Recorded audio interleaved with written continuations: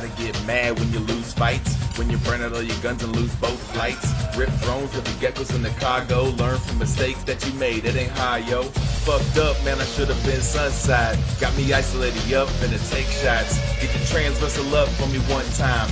Love for the blood guys when the sun shine. I'ma burn up and go reshift. I say good fight, I won't talk shit. Okay, I'm lying, sometimes I talk shit, but I'm trying to find the state of mind to keep me in line.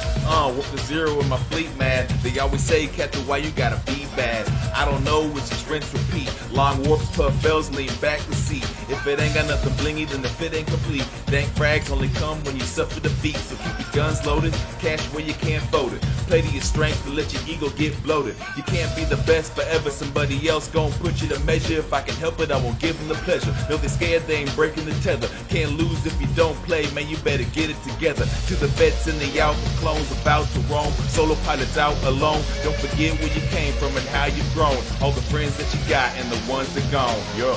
To the vets in the alpha clones about to roam, solo pilots out alone. Don't forget where you came from and how you've grown. All the friends that you got and the ones that gone. Yo.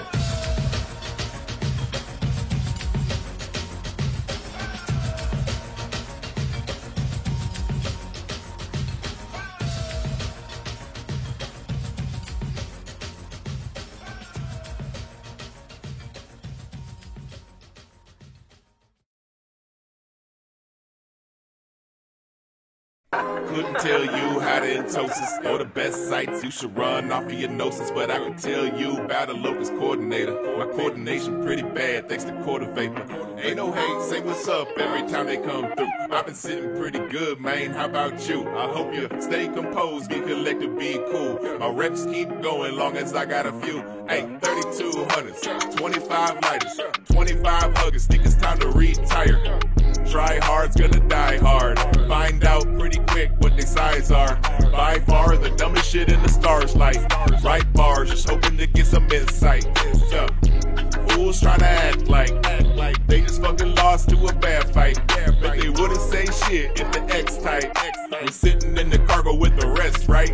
Wouldn't sweat the hate, wouldn't hear the noise. I'd pack a blaster, leave it null and void. Hey, here's the Spartan and here's the Roy. It's getting boring, hope you're both deployed. Hey, let me take you back to the beginning, when I was never concerned with how I was gonna win it. If all you got is time, I'm suggesting you get with it. The only kind of limit you got is how you gon' spend it. Spending my ship, hoping profits get popping and shit. Often I get a little problematic. Keep searching for it, I probably had it. It's highly tragic, the problem static. The corporation probably was saving my life. Instead of wasting the night, rushing our pace in the fight. I ain't based on some preconceptions, the empty injected lessons. I'm guessing the system and weapons under heavy compression. Impressions might get you started, don't be expected to get my respect when you disrespecting my brethren. Blessings, I've been trying to do right. Same shit, new night. Never had to complain, always someone to fight. Running your mouth, now they gon' see that you ain't too bright. So who's right when they say the way you should play should correlate, make the change, still I bet some more would hate. If I'm born for greatness, I bet lateness is my virtue. Use what I got and I'ma see what I can work to. Hey, hey, yeah.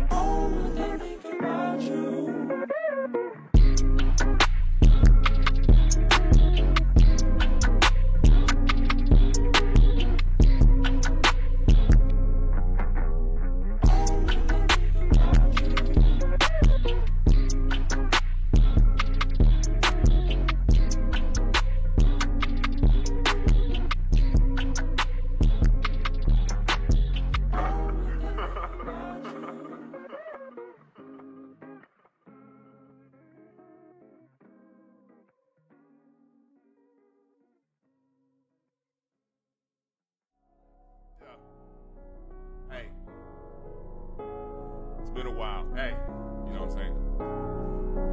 Hey, hey, hey. Fuck the plan, decloak with them hams. Who said I don't throw hands? Well, this your man's. Well, he chopped up like the weed smoke through my fan. Here's your loot, I'ma drop that can. All these modules fucking bland, homie. See you talk a lot, walk the block like you was the man, homie. But when they run up, we gon' see if you gon' put your fucking gun up or beat them feet. I'ma burn out everything, wish I could heat them links. Dirty how they had you done up, this is CPT. And I'm coming to you live from the place to be. Hey, somewhere out in space with a face to see. A lot of sides of the ones that claim to be G's, that claim that these streets in space lay siege. My technicians hard at work in my facility, on the ships that these shits claim have unengageability. When my lost males disagree, and you ain't doing damage out here dissing me. And if you match the trends, then you hitting me. But if you talking noise, then you missing me. So when you pull up, they surprised. Tried to tell them, thought you lied. Now the auto cannon flash, just reflecting off their eyes. Stupid game, stupid prize. Are you dead or alive? Hey, hey, hey, hey.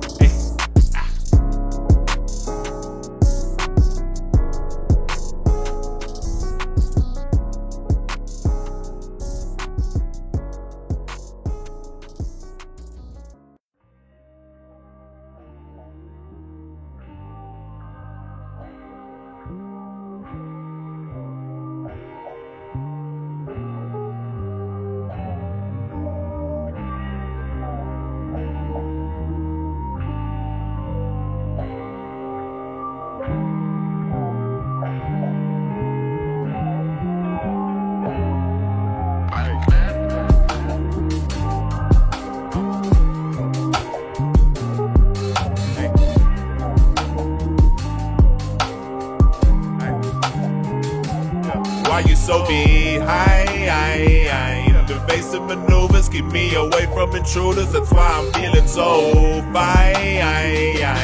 All you do is cry if you only tried, but instead you just whine. Now all you got is you, and you don't know what to do, cause you stuck up in your mind. Don't know what to be, eyes open you can't see, vision seems so blind. Thought you had it figured out, what New Eden all about, past the drama in the cloud.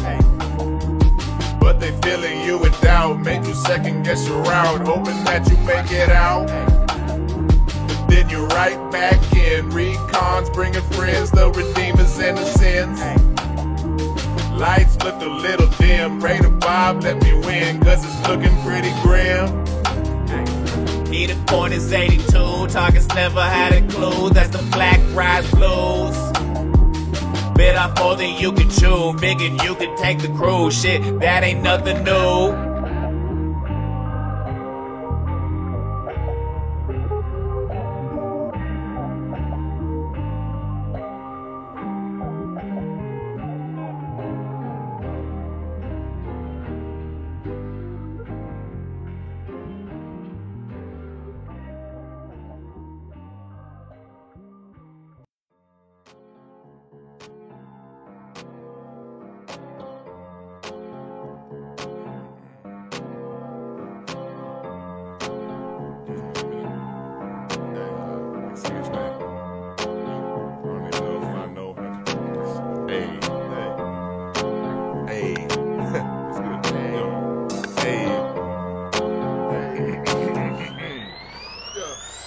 Damn, I've been trying, hoping I can get back in it, but my all log in, Stargates gone in, I don't get it up. Damn, I feel old when new shit's old, not to be too bold, but I've been in the queue for a minute. How a whole pack of Newport's gone. I've been in the queue for a minute. All I got to show is these Fortons.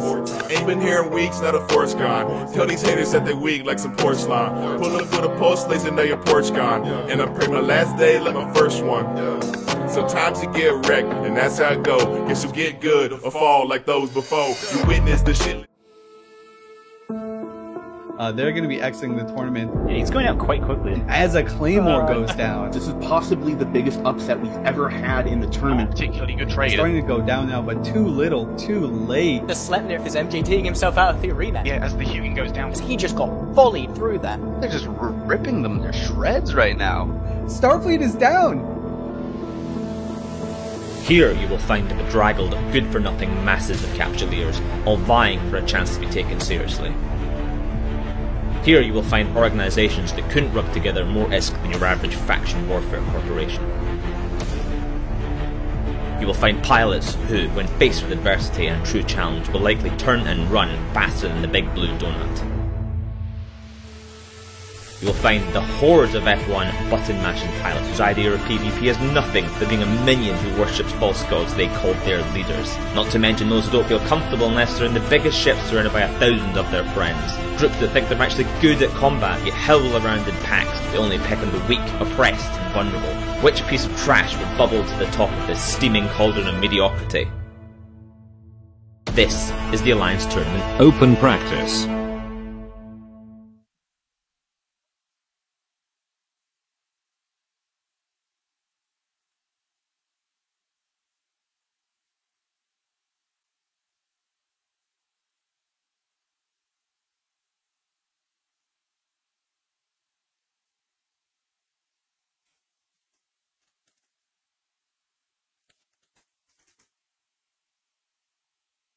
Hang on. The stream can't hear us.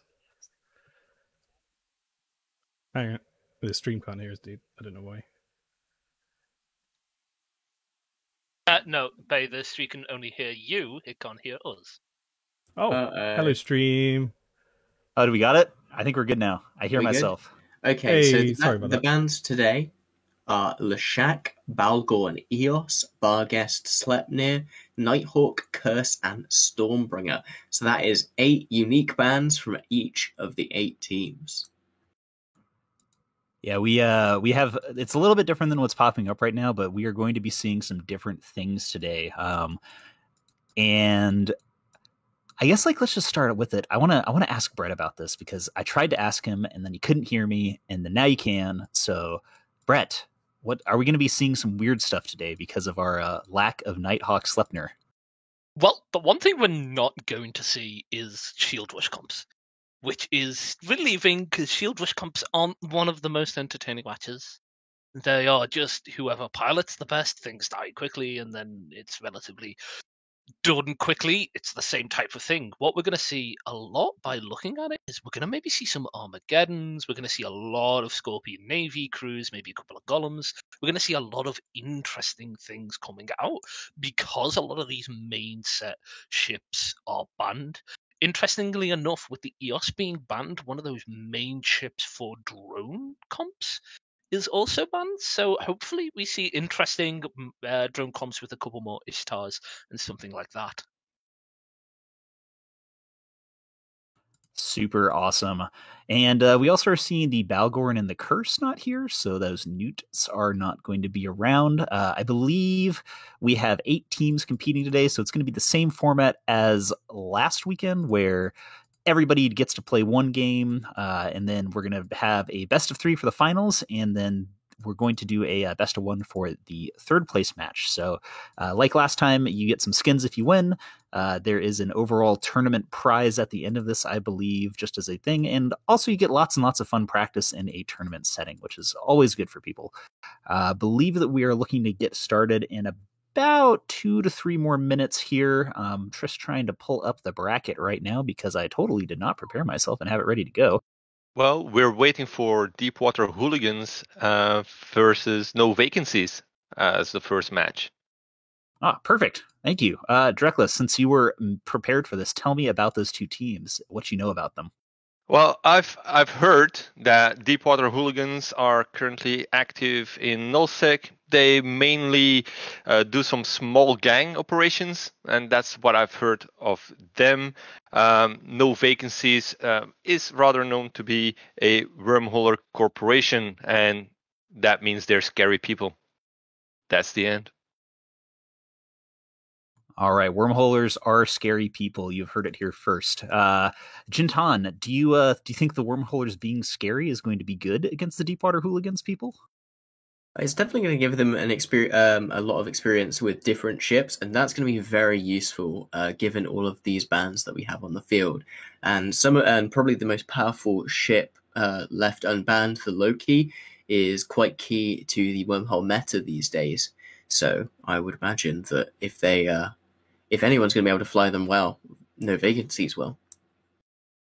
All right, and we also will have Ride My Turtle versus Wormhole Society. Volta is making an appearance versus the Minions, Localist Primary, and the Epidemus Goonsform Federation. However, as ships are beginning to land, we're going to be swapping to the arena relatively quickly here. So just waiting for the last couple ones to land, and then we're going to get this first match underway. And we're going to be having Jintan and Brett Thomas start us off with some fantastic commentary, just making sure that everybody is on grid so we don't reveal anything too early here. And I think we're good. All right, we're going to swap over to that and then hear a little bit of analysis about these before we get going. Well, let's just do a little list up. So we've got 3 Hyperions, a Guardians Feeple, a doubles Feeple, triple Enyo, and a Magnus versus a double Typhoon Fleet issue, which Brett Thomas called out earlier in our little offline talk, an Astarte Oneros, double Enyo, Confessor Magus, double Confessor actually, a Garma, and a Magus. So that's interesting. Yeah, so this is kind of a throwback matchup here in a way. This is a Kingslayer composition, or at least some variation of it from Deepwater Hooligans with the double Fleet Typhoons and the Aneros, along with a heavy support package there with those double Confessors and Enyos. So the support war is going to be very, very critical here because both of them have spent a lot of points there. You can see both of them have heavy investments. So what we're going to be looking for here is really just to see if the Deepwater Hooligans team can get on top of that Guardian of no vacancies and how well no vacancies can screen them off. Any thoughts on how no vacancies can progress through this, Brett Thomas? Well, no vacancies are going to do the very obvious thing with these Hyperions here is try and get as quickly as possible on top of these Typhoons, because these are Typhoon fleet issues, so they're relatively fast and they are fit with rapid heavy, so they're going to start like chunking out DPS at the start of this match. We're already seeing damage being applied to Fipples, we're already seeing Enyos bend in and get screened off. The Typhoons know that if they stay out of range of these Hyperions, they can just kite round the edge of the arena with the skirmish that the Astarte is probably bringing to this arena. Yeah, So it they looks like are- things are playing out completely opposite to the way I thought. You can see there, no vacancies are rushing their Hyperions in, and they're being screened off by Deepwater Hooligans here. You can see scrams there on Tori and Anna in the Enyo from their respective Garmas. They need to be counter-scramming and trying to pull them off so that their other fellow tackle frigates can get in now. There you can see scrams back on Sid Red Light there. Unfortunately, we're seeing some not too great target calling here for the Typhoon fleet issues, because they're firing rapid heavies into frigates and destroyers, which can work and can work extremely well when you lock stuff down. There We're we not go. seeing- The Garma has a scram, I believe. I'm not sure what. And there we go. Webs on the Typhoon as well from the Hyperion. It looks like they might be able to get on top there. That is only a grapple, so we are seeing his speed drop, but not drop too much. Hopefully he can just drift out of grapple range, because that Hyperion is turning hard now, and isn't going to be able to get all of its speed straight on. It looks like that's 2003573. MJD! The Typhoon MJD'd out of the scrum range! Oh, wow. What a play there. Yeah, what happened is he waited until both the webs got on and MJD just before the scram got onto him, so he managed to get out of range. We don't even know if these Hyperions have scrams here. There we go, though. That's the Garma there of Pixie Thief. He's managed to land a scram there on the Guardian and a web. If the Fleet Typhoons now can make a play onto that, that can be really dangerous here for no vacancies. They don't have that much tackle down, just this Magus and Enyo. The Typhoon Fleet issue is free to maneuver on top of him. Look, they've caught him in the back lines. Unfortunately, if you take a look at the damage bar, the Typhoon fleet issues are completely on reload now. They pumped all of their damage into the small stuff, that by the time they get to the Guardians, we are now seeing damage go off the Typhoon fleet. They finally finished their reload, they finally got into range, and they're finally applying to this Guardian, which you're now seeing all its armor start to drop the moment they get in range. That Guardian is still going down, though, very, very quickly here. The Reptrons haven't even had a chance to swap over to him. Yeah, we're just seeing him drop through structure. And and he's gone. What a play! Yeah, that was a brilliant MJD there. They knew exactly what they wanted to do. They just left one Typhoon's fetus who's slightly dangling, had the rest run away, so that way they committed hard to that one. He could just skip out of range and leave the Hyperions on their own. Although a big thing is here, the Hyperions are on their own, and the Hyperions do not need logistics to survive the amount of damage on this field here. If they manage to lock down one of these Typhoons and kill them, they, with their huge self-rep, can possibly survive just on their own. Yeah, there's now a big tackle war, just a big ball of tackle shooting each other as these Enyos and Confessors go at it. You can see their Foxlex has now gone down. He was the first tackle here in this support war, and you can see 2006 also taking DPS. It looks like with the Aneros, though, the Deepwater Hooligans just have such an advantage in this support war now, just crushing it down as fast as possible. This is great stuff from Deepwater Hooligans. You can't ask for a better play than this. Holy cow, what a misplay! The Hyperion of Midnight got Scram Web on the Typhoon of Plutos, but didn't turn around in time. Just had too much speed and had too much momentum and drifted out of range, and that Typhoon is free. He's burning the same guy who MJD'd earlier in the match. Yeah, this guy's so slippery.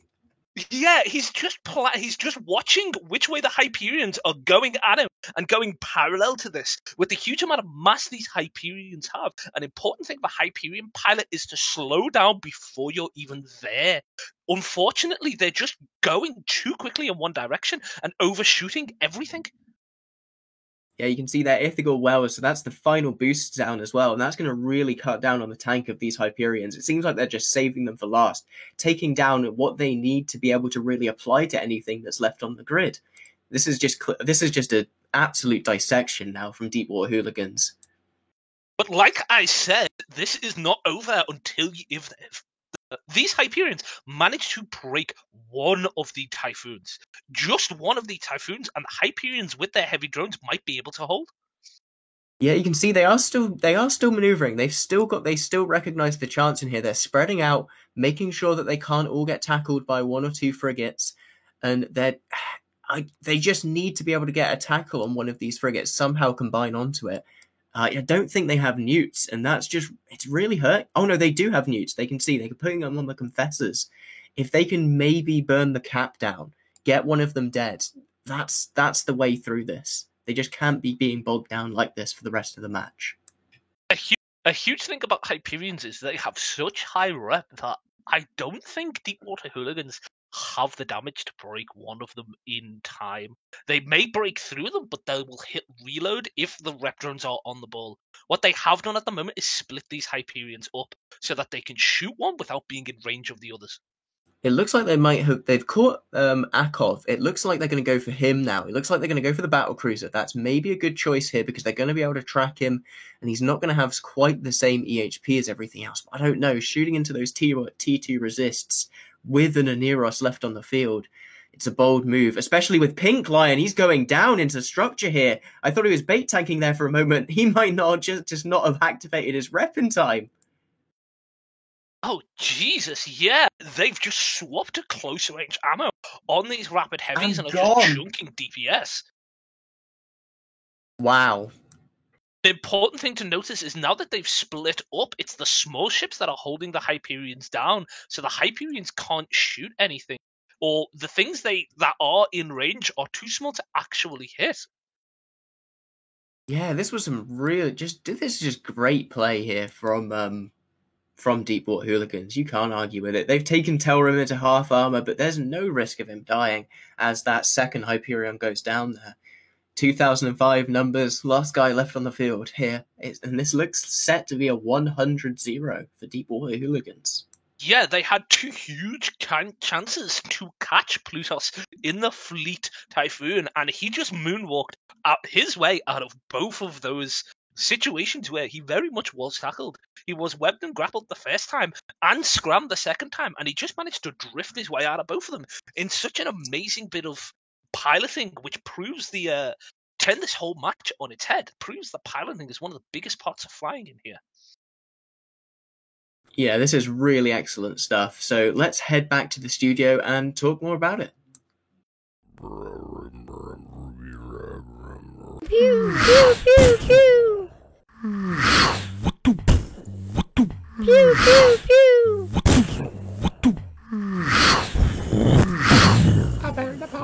So the plan is that we execute a star formation with perfect 90-degree angles. You need to heat 2 cycles, not 3, 2. Spipple's web, but the Spipple's web. And we need do we need missiles or is that Spipple's and we need thermal drone?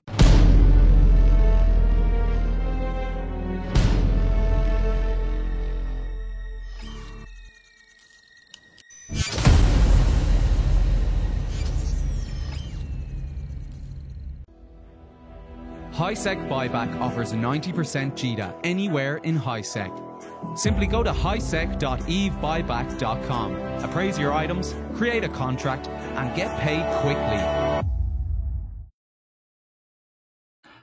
And welcome back, and we had Deepwater Hooligans 100 and zeroing no vacancies. I think we saw some maybe a little bit different skill levels of battleship piloting on both sides there. Dreklis, can you tell me a little bit about that?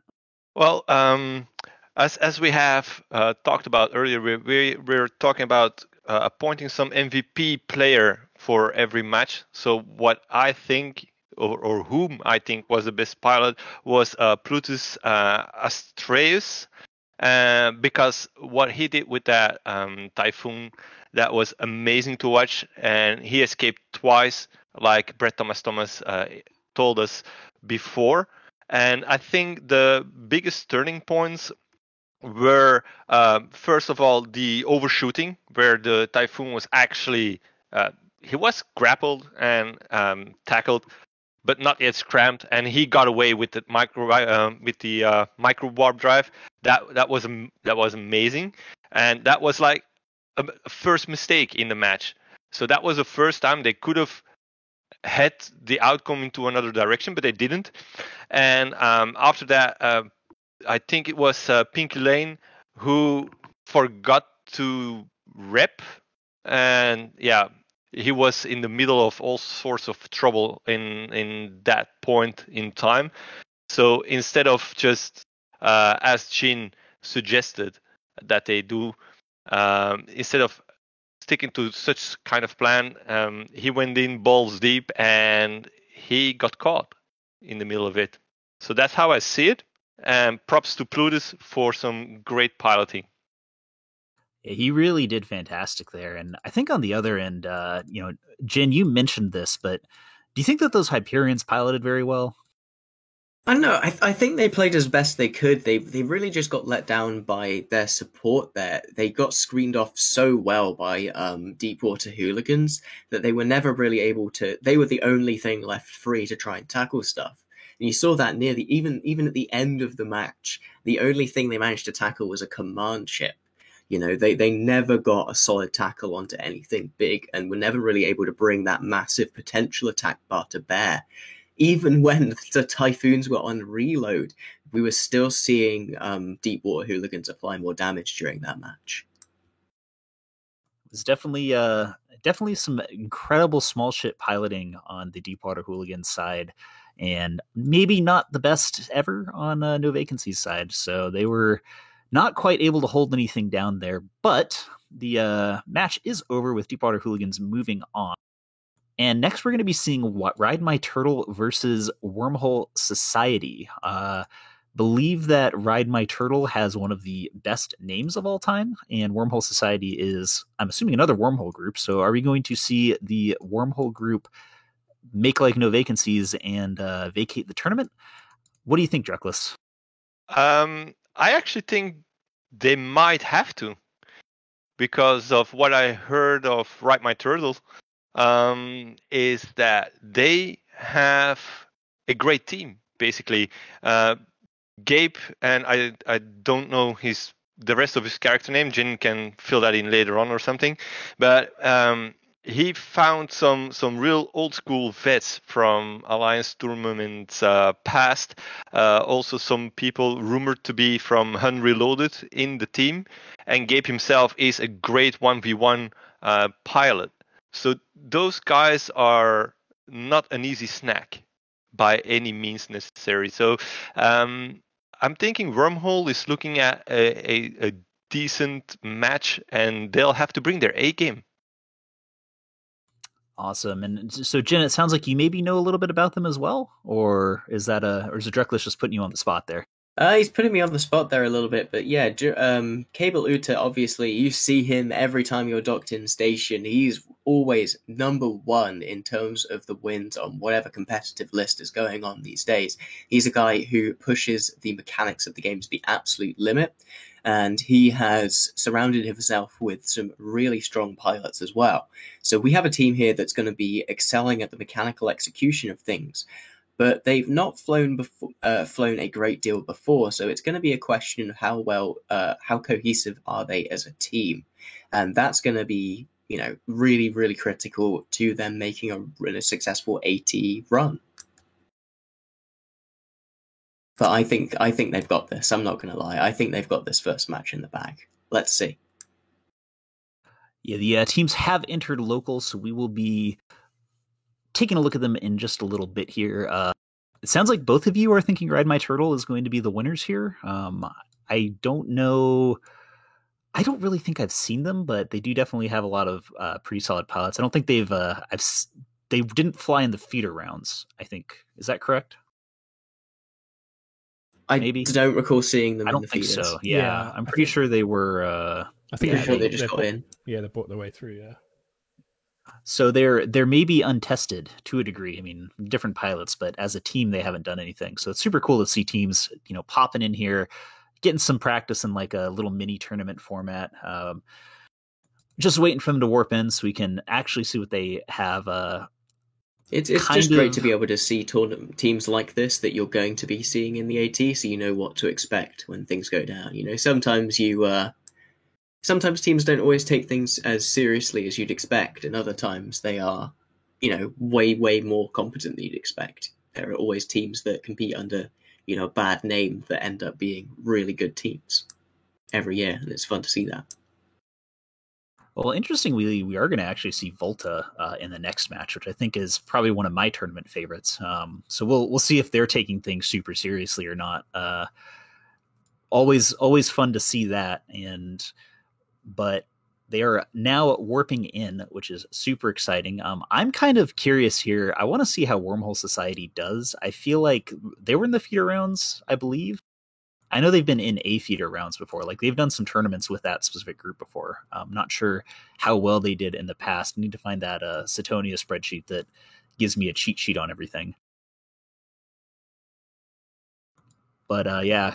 There's definitely some elite pilot PvPers on the Ride My Turtle team, so it could be very scary.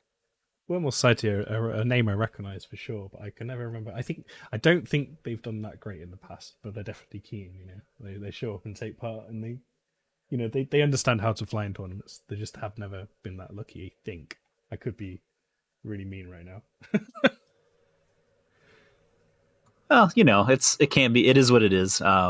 Sometimes at the end of the day, and I hate to say it, sometimes the luck of the bracket is what truly matters here.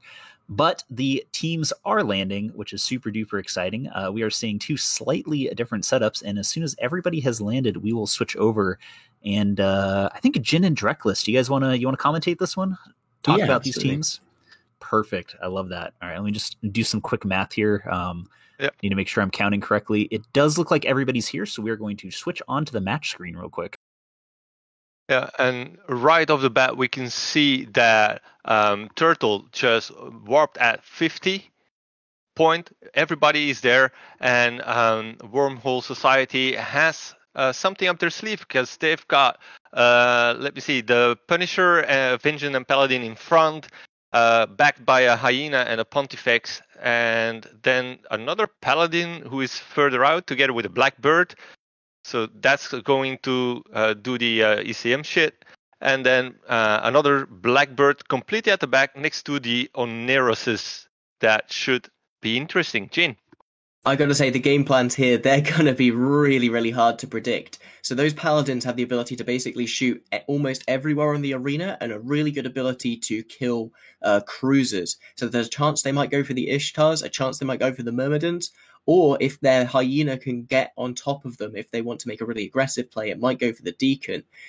Chances are Ride My Turtle, though, they're going to almost ignore these Blackbirds. They're somewhat completely they could be potentially useless in this matchup because of the drone setup here that Ride My Turtle have brought. This is a great pick by Ride My Turtle.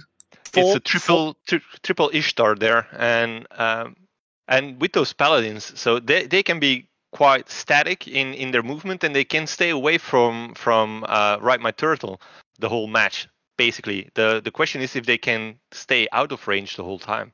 For people's information, it's Pulse Paladins, not Beam. Oh, Pulse Paladins. Okay, so this is going to be they're going to have a lot of DPS as well. So if this comes down to a DPS race, it might be close. But that Armageddon is going to give Ride My Turtle a lot of offensive control here as well. They're going to be able to leverage it to potentially turn off guns, and there you go. We can see some tracking disruptors as well. So there's a lot of control on both sides. And the Hyena just TP'd the Vengeance of Ride My Turtle. And he just... Oh, a web. Okay, so they're going for tackle first. They're trying to use the projection onto that. Sentry drones are out, by the way, not heavies. Sentries as well, not heavies, so they're going to be going for a headshot maybe. Yeah, they're still going for those Blackbirds. This is a really interesting choice here from Ride My Turtle. They're still going for those E-War Cruisers, even though they're not going to be as effective, because they want to be able to leverage that Armageddon later on in this match.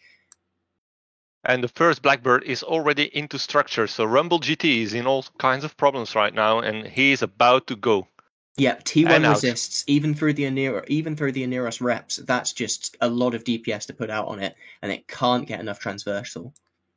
The really smart thing they did here is they dropped Republic Fleet bouncers, and Republic Fleet bouncers can essentially shoot to 90 kilometers reliably. So they knew. Look at this Vengeance, though, of the Wormhole Society Vengeance there, dipping into structure before he hits his ADC. There's a chance they might be able to swap to hit something else now whilst he's being repped up. Not quite. Go ahead, VTT. What were you saying? They're dropping bouncers, and the bouncers can shoot almost the entire length of the arena. It can shoot reliably to 80, 90. So those Blackbirds from the very start, even when they pulled back, if they're AB, the bouncers can shoot them from the start. So they dropped the bouncers, so they knew they can hit stuff. It's like, look, they're hitting Hyenas and Blackbirds. Even though they're on the other side of the arena, these bouncers can still reliably track them really well because they're pulling away. What Wormhole Society need to do is they need to get on top of these. Another Blackbird down, another ship lost here from Wormhole Society. They're just not able to mitigate enough DPS, and they're just not putting out enough either to break anything. That Hyena low, but it was not enough. Davak here going down as if that goes down, that's going to. Oh, the Paladins. They're going to struggle now to really hit those tackle frigates. They're and the Blackbird, the last one is gone as well now. So it's going fast, and I was looking at the Vengeance of Ride My Turtle, but he's keeping up. And with that, they're just sweeping in. Like the Pontifex is getting the brunt of the damage right now. And it's almost gone. Yeah, there it goes. Let's see who's the next target. They're just burning through it right now.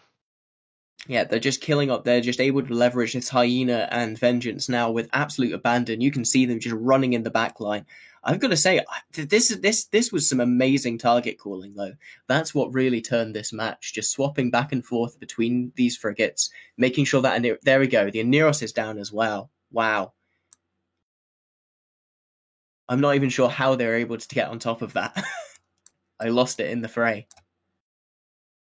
Yeah, a really interesting thing that happened here is the moment those bouncers went down, the entirety of the Ride My Turtle comp pushed forward to be in front of them and screened everything in front of those bouncers. So everything that was tackled and dropped down to like 100 meters per second was in perfect range. They were just about in fall off. So like the tracking numbers were perfectly fine, and all these huge amount of like heavy drones they've got here can just apply perfectly, which is why you're seeing just chunks of health go. You're not seeing like little bits of DPS be applied that you do see with heavy drones, because each heavy drone has a different speed. You're just seeing all these all these sentry drones, just like artillery, hit once and hit once fucking hard. Here we can go, though. They're finally coming in for the kill, all balling up here on their utility high slots, and the DPS is just overwhelming here. You can see a Paladin of Death Hunt already in half armor. Already in a quarter armor, even.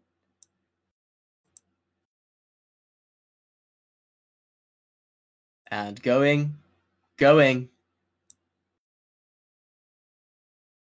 Come on, gone.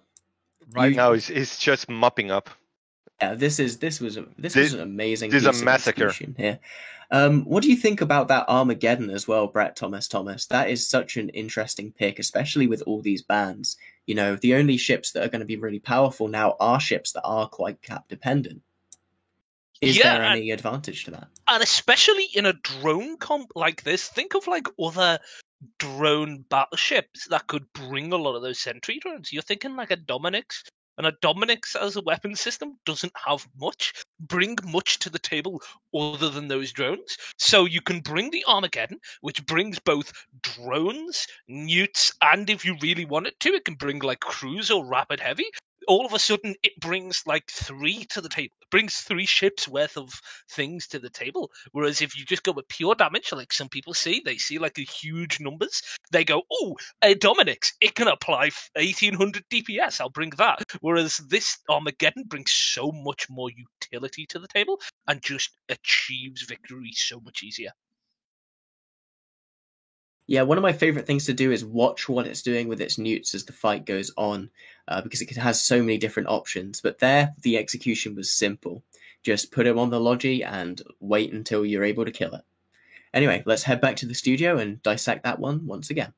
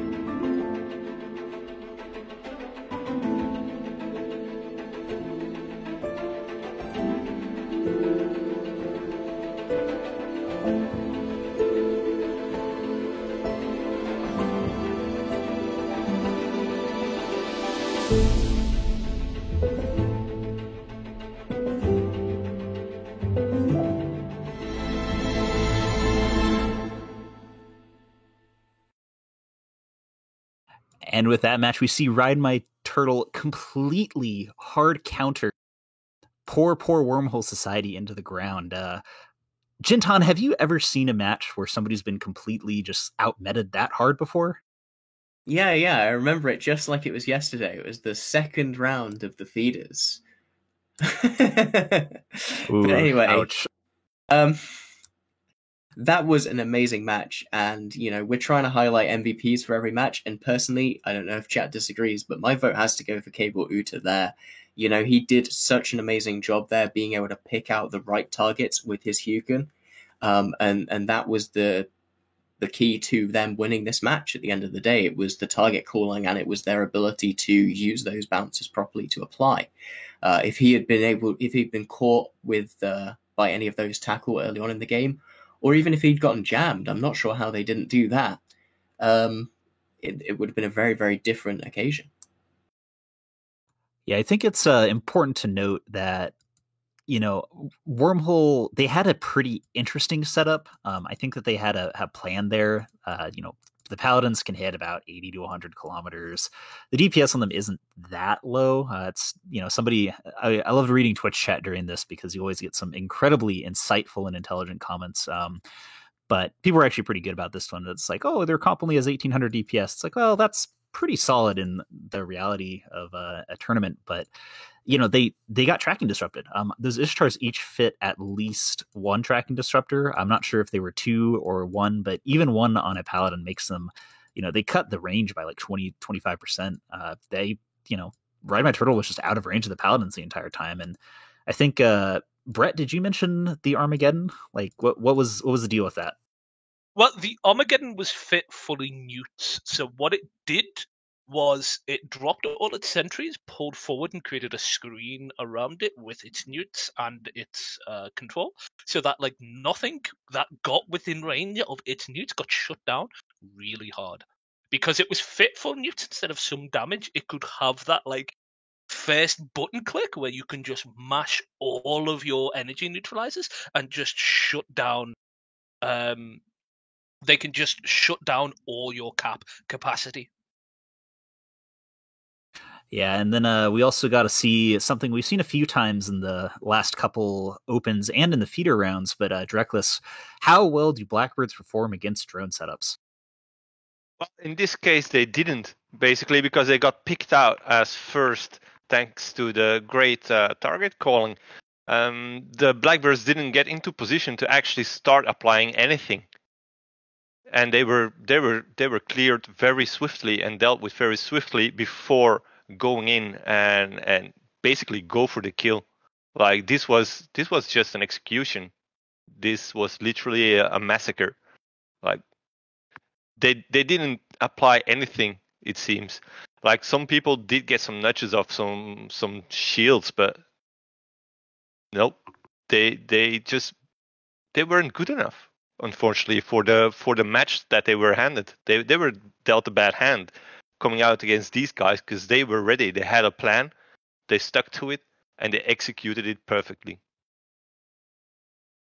Yeah, Right Metro definitely did a solid job there. I think that, they almost got double countered, like bringing tracking disruptors versus a paladin and bringing drone comps versus an ECM setup makes me almost wonder if, maybe Ride My Turtle has been doing some sneaky paying attention to what Wormhole Society might bring, or either that or they just, rolled really luckily on their setup, but it was definitely pretty brutal. Jin just keyed up. He had something super cool to say. What was that? Yeah, I was gonna say, I think I'm just looking at the odds here in chat for this next match, and this is disrespect to the minions, guys. Come on, they made it through the feeder rounds, guys. These guys have played some good games so far. You know what? Just for They have you, a bit of Jin, I'm gonna experience. put 400 points on the minions. They put in their second feeder ground match. Sorry if you guys already covered this. I was reading something. They brought that golem setup, didn't they? Or it was like something that was a really good counter to the shield rush. I forget what it was, but it was like their second setup in feeders. I was super impressed with from a serial crafting level. Yeah, and that brings me up with one of the main ships that we're expecting to see a lot of today that we haven't seen so far, which is the Scorpion Navy issue. It's a really powerful ship, and one that kind of determines where the Navy battleship point system lies. You could potentially drop it down to 20 if it wasn't for the power of that ship in its ability to tank and project. An important thing to notice is that ship specifically has had its point value increased compared to other battleships because it is that powerful. I believe it's something like 2 points more expensive than other battleships because it's comparatively more expensive than a Leshak because it was brought that much in previous tournaments, that it dominated that much. They decided that it wasn't worth its point value. Its point value needed to be increased ever so slightly. I remember what it was now. The minions, they brought Double Golem, Navy Scorpion, I pulled it up, Stormbringer, Stork, Scalpel, and Triple Raptors versus a triple Barghest comp because they left Barghest open, and then they brought that comp knowing that they left Barghest open. So they actually developed a Barghest counter. So, don't count this team out because that's a tricky thing to pull off, I think. I will say that I think the minions might have actually lost that one if the target calling from the Barghest team had not been literal garbage, because I feel like they tried to go for like a really small tanky tackle ship right off the bat, and then they failed, and halfway through they're like, okay, well, let's try and kill a golem, and they got it into like low structure, hit reload, and then fed. So it's hard to say, but the minions did actually make it through the feeder rounds, which is pretty powerful. Good job on their part, and unfortunately for them, we haven't actually talked about it yet, but they're too much, but they're going up against Volta, which has been a consistently like top 8 or top 4 tournament team in the last few years. I don't want to say that I think Chad is totally correct on this, but yeah, Volta's pretty nasty. I've fought against them many times. I think they're kind of famous for both their ECM setups and their inability to count. So we will see what they bring here. Hopefully, I think that our referees are on top of things and aren't letting them do anything sneaky. But I'm guessing, like you guys are saying, that you think Volta's going to win this, or are we thinking that Minions, like weird out of the box thinking, might give them a chance here? Well, sorry, go ahead. I'm thinking it's going to be a lot closer than what chat is predicting right now. I mean, a lot of people are going to be really distraught with the result when Volta is not going to deliver. Like, the odds actually show that they are expecting a wipe like we just witnessed before in the previous match, but I'm not so sure. Yeah, so personally, it is hard. It's always hard to call against WeForm Volta because, they won the last open practice that they took part in. But I want to believe in the Minions' ability to pull out a win in a best of one. I feel like there's every chance that with all the cheese available and some of the comps that sort of police the meta a bit, the shield rush, the heavy armor, the things that, enforce the rigid bounds of theory crafting normally, I feel like there's every chance that they could bring something fun and that Volta haven't seen before and upset them. So let's go. We are seeing some good-natured shit talking in local right now, so that's always a good positive. It means that both teams are very committed to this match. I'm kind of hoping to see Minions bring something kind of weird that wins here, but also I think I've scrimmed against Volta for like years now. They always bring something weird and crazy, so we'll see what's going on with that. The ships should be warping in the near future, so I think that. See, Jin, you're saying Volta, but you want to see Minions win. Brett, you're saying Volta, but you want to see Minions win. Anything from you, Dreckless? Are you pro Minions here? Nope. Damn. No. All right. Hell yeah. Just straight up. No. Dreckless, the Patriots fan of EVE Online. I checked your memory. I just did a little fact check on your memory, and they did look like they primaried a golem to me, those Bargists. But anyway, so that's what I said they did. Oh right. So, okay.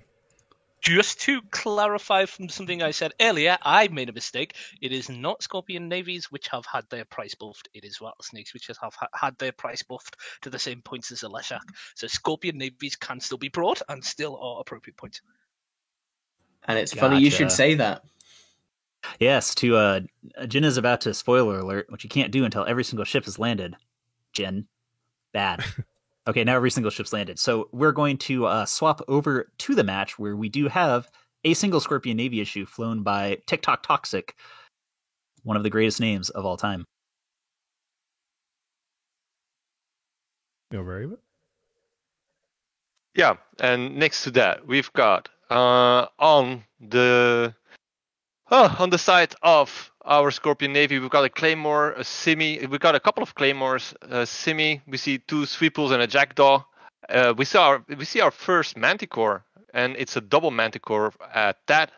And on the other side, Minions are bringing a double Vengeance, double Sacrilege, triple Sacrilege actually, an Absolution, Confessor Draugr, a Sentinel, and a Zarmazd. So one of the interesting things that's going to be popping off here for the game plan for Volta is that they're going to want to spread damage, which is normally something you don't want to do in an AT match, but the Zarmazd can only rep one ship at once, or else it's going to miss out on its ramping rep bonus, which is a key part of the hull. So we're going to see a very, very different opening here than we normally would in the AT. What are the Minions going to attempt to do here to counter Volta's spread?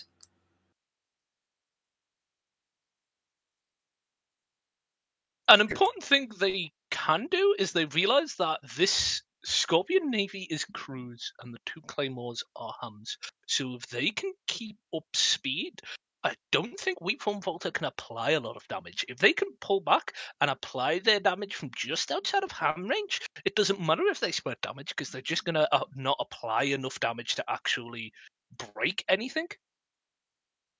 Yeah, it's just going to be a question of what the primary targets here during the start of the match and how well they can screen this rush in from the minions. You can see there them streaming in on top of the claymores already. What are they running for, though? It looks like they're trying to tackle the back line down there. Yeah, the Draugr and the Vengeance. They are going right on the claymore of Ed Reynolds, just trying to apply damage to them. They're splitting between the two claymores, and all of them are rushing for Ed Reynolds to lock him down, to break him, and just try and break the shield tank, because claymores don't have much shield tank, but they have self-rep bonuses for shield tank. They have that shield resist bonus to them, and they have their linked bonuses, so they are tanky enough, but with this damage being applied here, they are breaking a lot easier than expected. Yeah, you can see there Planet 6 and the Scimitar just staying right at the edge of optimal range there for him, as far away from that blob of tackle, that blob of vengeances that are now sitting on top of Zebediah Crane, just trying to keep both that Claymore and that Zwipple alive at the same time here. Yeah, an important thing to notice is all of these Claymores are Minmatar Tech 2 ships, so they do have really high resistances to the lasers that are on grid. So if they don't manage to break them, they are mitigating a huge amount of damage when compared to shooting something like the Scorpion Navy or the smaller stuff like the Swiffles. That being said, the Swiffle of Zebediah Crane and Supreme Leader are going down. It looks like the Zarmazd is caught as well. There's a weapon scram on him. I'm not sure what by, but it also looks like he's really struggling here as they split damage across all this tackle. The Sentinel dipping into armor, Vengeance as well. Claymore also going into hull here, though. The Claymore's dropped.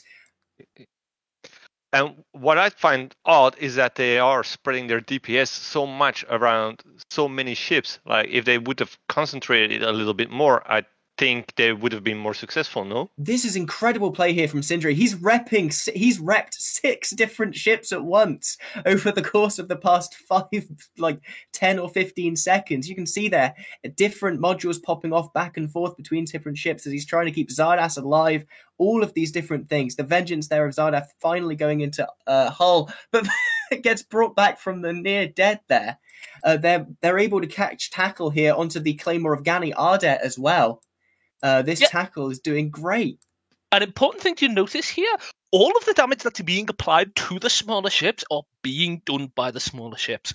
All the 3 sacrileges are just vomiting damage on each claymore. They're just picking a claymore and wolf packing around it, whereas all the small ships are screening other small ships off and away from each other and then applying their damage to whoever they've got tackled, which is why you're seeing a huge amount of damage spread between like 7 or 8 ships, because each of the small ships is just picking someone and going, I want you, me and you are fighting in the middle of this arena for 5 minutes. Gani Ardet, they're going into hull, going into structure. He's very close and gone. Yeah, an important thing here is all these sacrileges have got the bonuses to Micro Warp Drive speed.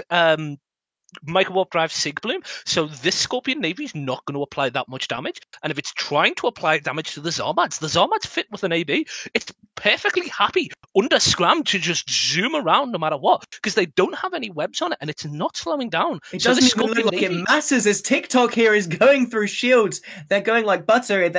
He's got reps on him. It's just not enough. All this DPS now that it's on top of him, suddenly it's turning. And it is turning fast here. I don't think Planet 6 is in range. Yeah, unfortunately, the Scorpion Navy has just pulled back far enough to apply damage that when they've swapped onto him, they just don't have time to keep him alive. These sacrileges are putting out a surprising amount of DPS, and the Scorpion's just not applying any damage to anything.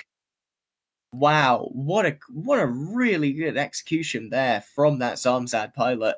Keeping everything alive throughout this. Now it's just a matter of cleaning up this support war, eventually pinning down Reload, and taking this match home.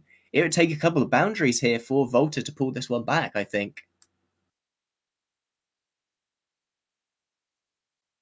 What an incredible match there. We can see here now the Supreme Leader Mao tackled, scrammed, and going down as quickly as possible. This is just cleanup duty here, really. 100-0 as well.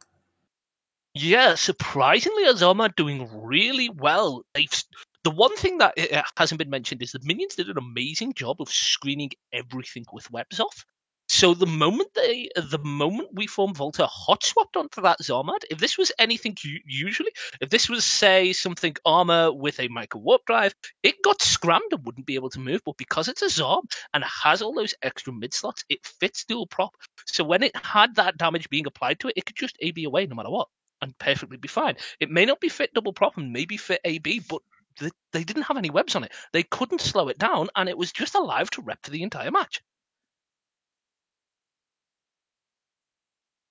There we are, though. That is the final ship down. The Orthrus finally deleted at 100-0 there for the minions, upsetting Volta in the first round and going through to the second.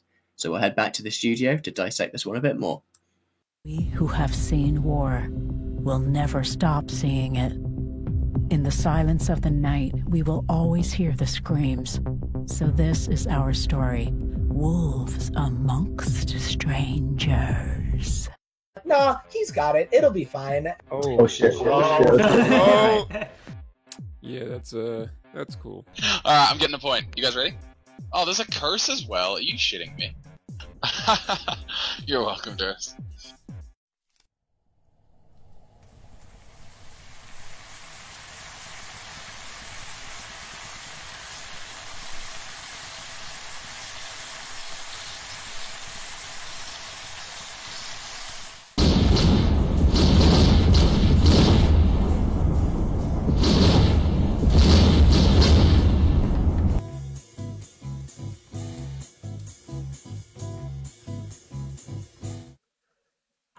And we are back watching Volta feed 0 to 100, which means that a lot of people just lost all of their channel points. And they lost to a Zarmad and an Armor Rush, which was kind of interesting. I think that beforehand we were saying, oh, the Zarmad's going to be having lots of trouble keeping everybody up. Well, Jen, how did that Zarmad do? I cannot, just the amount of concentration that it takes to fly not just logistics, but armor logistics at that level, because the delay that you have to wait for on those medium reps is so long. So you have to predict when ships were going down, and activate the ships before they take the damage in so many cases. And you saw that he was so close to losing so many things with all those, the Sentinel dipping into structure, the Vengeance dipping into structure. To be able to take that out, not just with a victory, but with a 100-0, I don't think you can put the victory on that for anyone but the logistics pilot there, which was Sindri Egdald, who will be my MVP there. Yeah, unlike some other comps which bring the Zarmad, there weren't a lot of logistics drones to carry a bit of that slack. We only saw a handful out at most.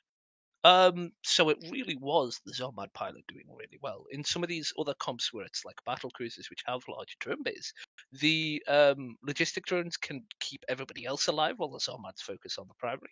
But in this situation, that Zarmad just carried the entire game.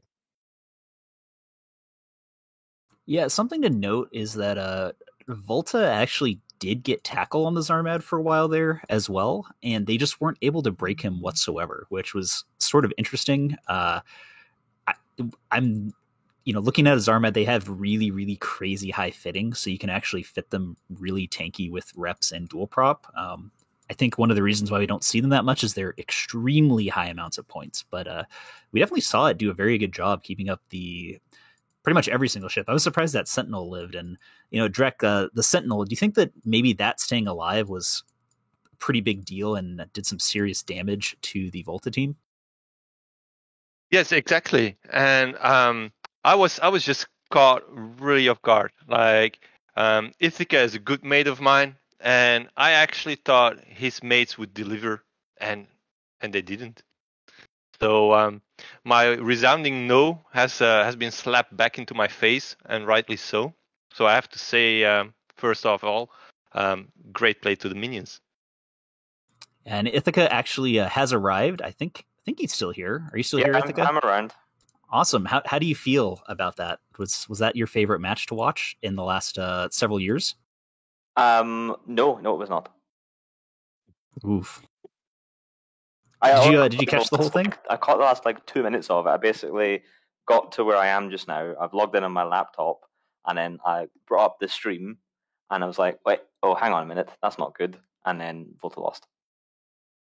Nice. Well, at least it's not your fault for having watched and predicted them winning there, because you didn't get to see it. It was pretty good though. Volta fed. It was very sad. The Minions are a really good group. They live in Thera, at least they used to live in Thera, and they were always into like the small gang stuff. And Volta used to do a lot of stuff with Minions. So really good group of pilots, really good group of people. So I'm excited to see them do well. So if they've got such a close relationship, do you think that helps in predicting what ship that Volta were going to primary for that Zon pilot to? No, I don't think so, because I don't think we've ever really done anything with them to do with tournaments. So I think that is a stretch. However, I will just confirm it so we can have a conspiracy theory. So yes, confirmed. Good idea, Bay. Excellent. Yeah, Volta's new practice partners, because you always want to practice with somebody who's better than you. So they're going to definitely have to be best friends, because this is just the open practices. So both of these teams are actually playing in the main tournament as well, since Minions was able to make it through the feeder rounds, and Volta bought in as they were scared of fighting two best of ones for their future. Did they buy in, or were they offered a slot because they were offered a slot by being superior pilots? You see. Yeah, I think that's even worse. Yeah. They ranked pretty highly in the Alliance Open. Was it Alliance Open or Hunger Games or both? I can't remember. But, I think it was Alliance Open. They got the invite from. Yeah.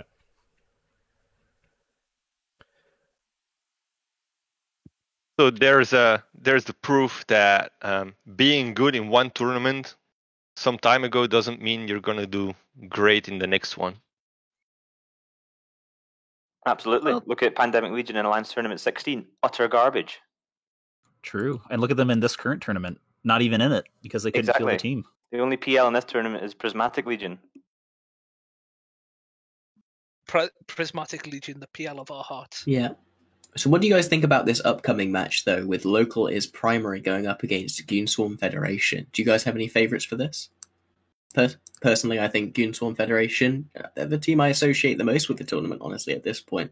They played in the Anger Games, they played in the Alliance Open. They've got more experience. I feel like recently, compared to more historically, Goonswarm have done much better. Because historically, Goonswarm was always that team which you were like, hey, it's Goonswarm. We don't have to worry about them. Whereas a lot recently, they've started to do a lot better and have started to be a team where it's definitely a challenge. Yeah, and next to that, they are coming up, and they're always a decent mid-tier team in any Alliance tournament. So this is not going to be a walkover, and I'm hoping to see the first non-100-0 game. So I'm actually craving for that. Something a little bit more exciting, where things are a little bit closer. So let's see if they can deliver.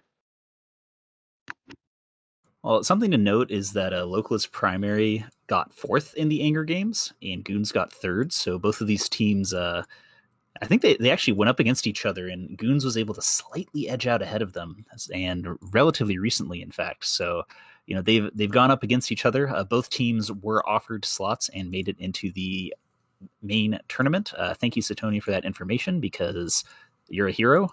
And so this, I don't know, I won't necessarily want to say it's a grudge match. I will say that the number of people watching went up by about 30%, which generally happens whenever Goons has a match, because they all start logging in to watch them. So they definitely have a good cheerleader squad here. The energy is going towards Goonswarm in regards to the predictions as well. And I think, Brett, you said that you're thinking Goons on this one? Yeah, because I feel like I have to make up for a lot of the I've been talking down to Goons in the previous tournaments, where every single time they've come and they've performed much better than I expected. So I'm gonna feel like I'm gonna support Goons just to make up for the fact that I've talked bad about them, and they've performed much better than they performed much higher than I thought they were. Yeah, they have consistently improved.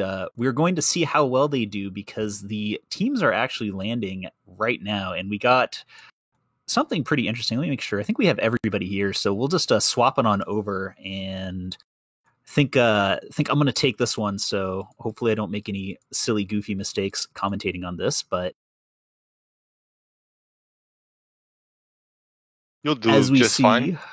Yeah, well, we got a actually very similar setups in some ways with a triple Abaddon, triple Oracle, triple Mauler, and one Skybreaker from Localist Primary. So they have no Logi, but they have several thousand worth of laser DPS, and they're going up against goons who are bringing a 3 Navy Scorpion Scimitar setup. Those Navy Scorpions are rapid heavy fit, so we're not seeing the Cruise Navy Scorpions, and I'm wondering if they're actually going to regret this, because Dreckless, how do you think the goons are going to be doing against this massive amount of laser DPS?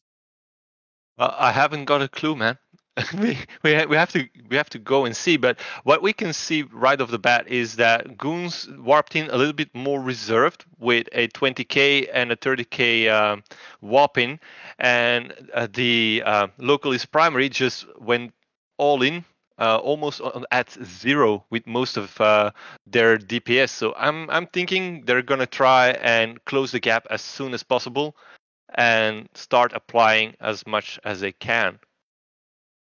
Yeah, and with the match starting, Localist Primary does have absurd amounts of DPS, and they are directly in range of one of those Navy Scorpions. And Dirk Settle, who I believe is the captain of Goonswarm, is already taking a ton of damage. It looks like he is in conflag range of all of those Abaddons and the Oracles, so he is already tackled by the Skybreaker and already in half shields, which is not a place you want to be. We're going to see if the legendary tank of a Navy Scorpion is able to hold up, but he is dropping into armor and into structure, and he is actually about to die. Wow, that was fast, and I'm actually quite happy that I kind of called it. But we see that the Abaddon and Oracles are still staying around 0 and are now just turning code a little bit as the Republic Fleet Valkyries of Goonswarm were trying to catch them. We're seeing something interesting, actually. Grud Kato's Oracle, though he does drop quickly to rapid heavies with shield boosting like crazy. I don't know if that was the Scimitar repping him instead of the Navy Scorpion of Elgin, who drops as well. But Goonswarm's trying to clear these Oracles as fast as they can. And, somehow, and you would never expect it, Oracles are outliving Navy Scorpions right now, which is not what you want to see when you are the Goonswarm team. No, exactly.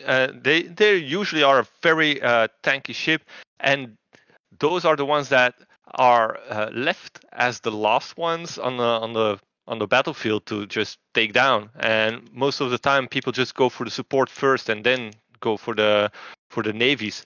But they just did it reversed, and it actually worked. So that's interesting. Yeah, we also saw the Oracle of Rito. He looks like he might. I think that the Goonswarm team's on reload, but he was also shield boosting. So I think these are weird XLASB Oracle fits, which is very odd. Looking at the ships, I believe that they've actually downgraded and are not using the big pulse lasers so they can fit that. But maybe that was the secret here, is the XLASB Oracle is the new meta. Syndrican, he's kind of living here a little bit, surviving a lot longer. Taking those Oracles down has done a lot of work for Goonswarm, and you got to remember that if they could take one more DPS down, Goons might actually be able to tank this still. I'm just hoping that Syndra Gorian can actually stay alive, and as I'm saying that, he goes down. Yeah, never mind. He tried. Rito in the Oracle is surviving in very, very low structure. He's actually, I think he might be out of range. He's very, very, very far away here. Shield boosting with those crazy, crazy shield boosts might go down in just a little bit. A Jackdaw just gets deleted on the Goonswarm side. And, at this point, you have 3 Abaddons still to take down. In addition to the small stuff, I'm not really sure if Localist Primary is going to have any trouble surviving this, just because of the raw amount of HP that those ships have. And the Scimitar is actually grappled down. Yeah. And with that, the Scimitar is actually leaving the field. And Goonswarm is in all kinds of trouble now. And the Oracle is still surviving. It's getting a little bit of damage, but as more and more ships leave the battlefield, the chances of survival for the Oracle are looking up. Yeah, at this point, there is a grand total of, I'm not even going to call them 2 DPS ships. There's like 0.3 DPS ships between those 2 Skybreakers and the Stork. So I think Rito is going to survive with the power of the XLASB Oracle, which I'm not sure if that's actually a good setup or not. It did work, which is pretty cool. I'd love to see the fit at Goonswarm. Please link in local if that's cool with you. But Yeah, this is kind of a crazy setup. I wasn't expecting the Navy Scorpions to melt quite that fast. I was hoping that Goons maybe would survive a little bit longer here, but that's pretty crazy. This is the first time that we have not seen 100-0, which is kind of cool. But Goonswarm, the favorite of many of the people on the desk, are actually out, getting completely destroyed by 6 large laser boats and some maulers. Well, I think Brett Thomas just jinxed it by rooting for Goonswarm. It's the first time he did it, and look what happened. First time in 3 years I've rooted for Goonswarm and they lose. Yeah, so I'm actually like, this is Team 4 level 200. He did it on purpose because he didn't want them to win. So he said, "I want them to win," and look what happened. It's all Brett Thomas's fault, man. I said it here first. Don't worry, I will go commit Sudoku. And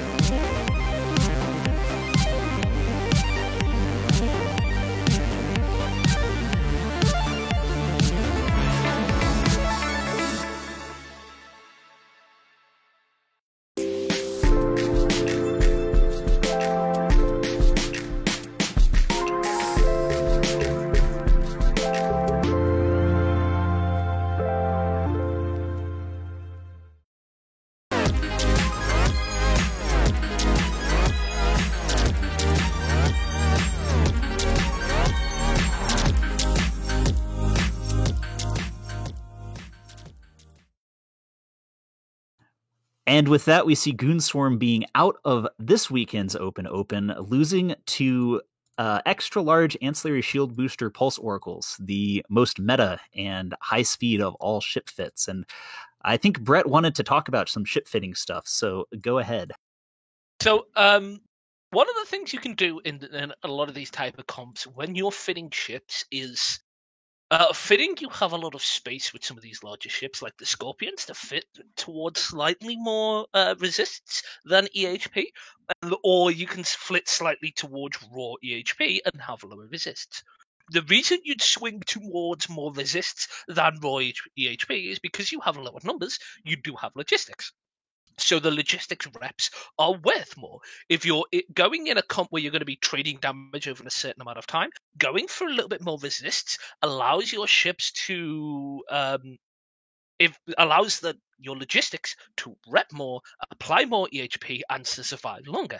Whereas another way to do it is to fit flat EHP, which means your reps from, say, your Scimitar won't apply as much, but you have more EHP, so that's important.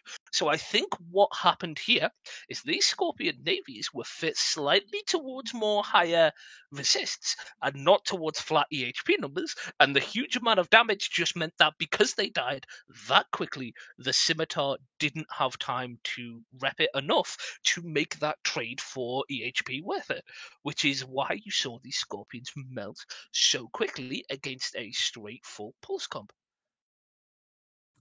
Well, and that being said, I just pie-fit together. So we're pretty sure that the Oracles were dual heavy pulse laser fits. We don't actually have the fit, which means that we can't talk about it, but maybe the super intelligent meta fit is too powerful and minions are going to use it again. But piping the stuff, they had about, between the Oracles and the Abaddons, there was about 7 to 7.5 thousand DPS on field of pulse lasers, which is kind of ridiculous. Like, I don't think that, maybe if you did a max resist tank Scorpion, you might have been able to tank that, but I think that might, obviously we saw Goons die, but even if they had perfectly set up their ships, I don't think they would have been able to tank that. Like, that is so much DPS. Yes, but in some fits where you fit for max buffer, you can get an extra 20 to 30k EHP and survive for the extra 7 or 8 seconds it takes to kill an extra Oracle. But that is obviously sometimes if you bring that extra EHP, you don't have the resists to survive when you're trading, and things go pear-shaped. Yeah, I have to say, Localist Primary really made me eat my words from the start of that match. It was some really aggressive target calling as well. It's often kind of difficult to call something like a Scorpion Navy issue as primary, but they'd done the calculations. They may have even practiced this matchup before, and it's crazy to also see the difference in comps that are being successful today. We've seen the Zarmaz, the heaviest investment you can possibly give in logistics, be successful. And here, Localist Primary is being successful with absolute zero investment in their logistics. It seems like the points for there are a really good point in terms of balance. And a special thing to notice is if you scrim matches like that, occasionally you'll fly it, get dumpstered that hard, and you say, hey, can we have a rematch of that comp? And maybe next time you bring your Scorpions in at 50 instead of at 30, and you may win the match. It's something like the difference of warping might have been the difference of winning or losing there, because the Scorpions were perfectly in range for pulse, whereas if they'd have got a couple of seconds to get those micro warp drives off and starburst a little bit, they might have been able to survive. Yeah, that's a good call. Sort of the practice versus the real thing is that a lot of times in practice you do get a do-over, and so you can say, oh, well, we didn't expect that. We'll just warp in far. But in this specific case, you choose your warp-ins before you see what they bring. And unfortunately for Goons, I don't know if they necessarily chose poorly or if they just got, surprised. But they did, in fact, not win that one and will be out. And we're going to move on. That was our last tournament of the of the first round. Last match. So we're actually going to see Deepwater Hooligans versus Ride My Turtle coming up next. So we've seen both of these teams play once today. What are we thinking is going to be happening here, Brett? I'm not entirely sure because both the teams went 100-0. So both the teams kind of flew really well here. So like I mentioned before before we started streaming, I really wanted to see the interesting drone comps, and we definitely saw one. I'm interested to see if they bring the drone comp again and whether we see it succeed as well as it did this time, because I really enjoy drone comps like that because there's a lot of ability for extra piloting, because you'll not just have to think of your own ship and the tracking and scamming that your own ship does. You have to think of the tracking and ramming of your sentries if you've brought sentries, or the speed of your heavies if you've brought heavies. So there's a little bit extra piloting that not a lot of people do anymore because we haven't seen drone comps in the past couple of ATs. Or, well, so when we have seen... You're thinking Ride My Turtle is going to bring more drones again. That's kind of what you're like, oh, yeah. I hope they bring more drones again, because a drone comp like that is a lot more interesting than the drone comps we used to see, where it was just Gilas, fit mediums, fit the drone nav computers in the mids, and then just had the medium drone stockpile everything. It's a lot more tactical, and I enjoy it a lot more. I think... So I'm just butting in here.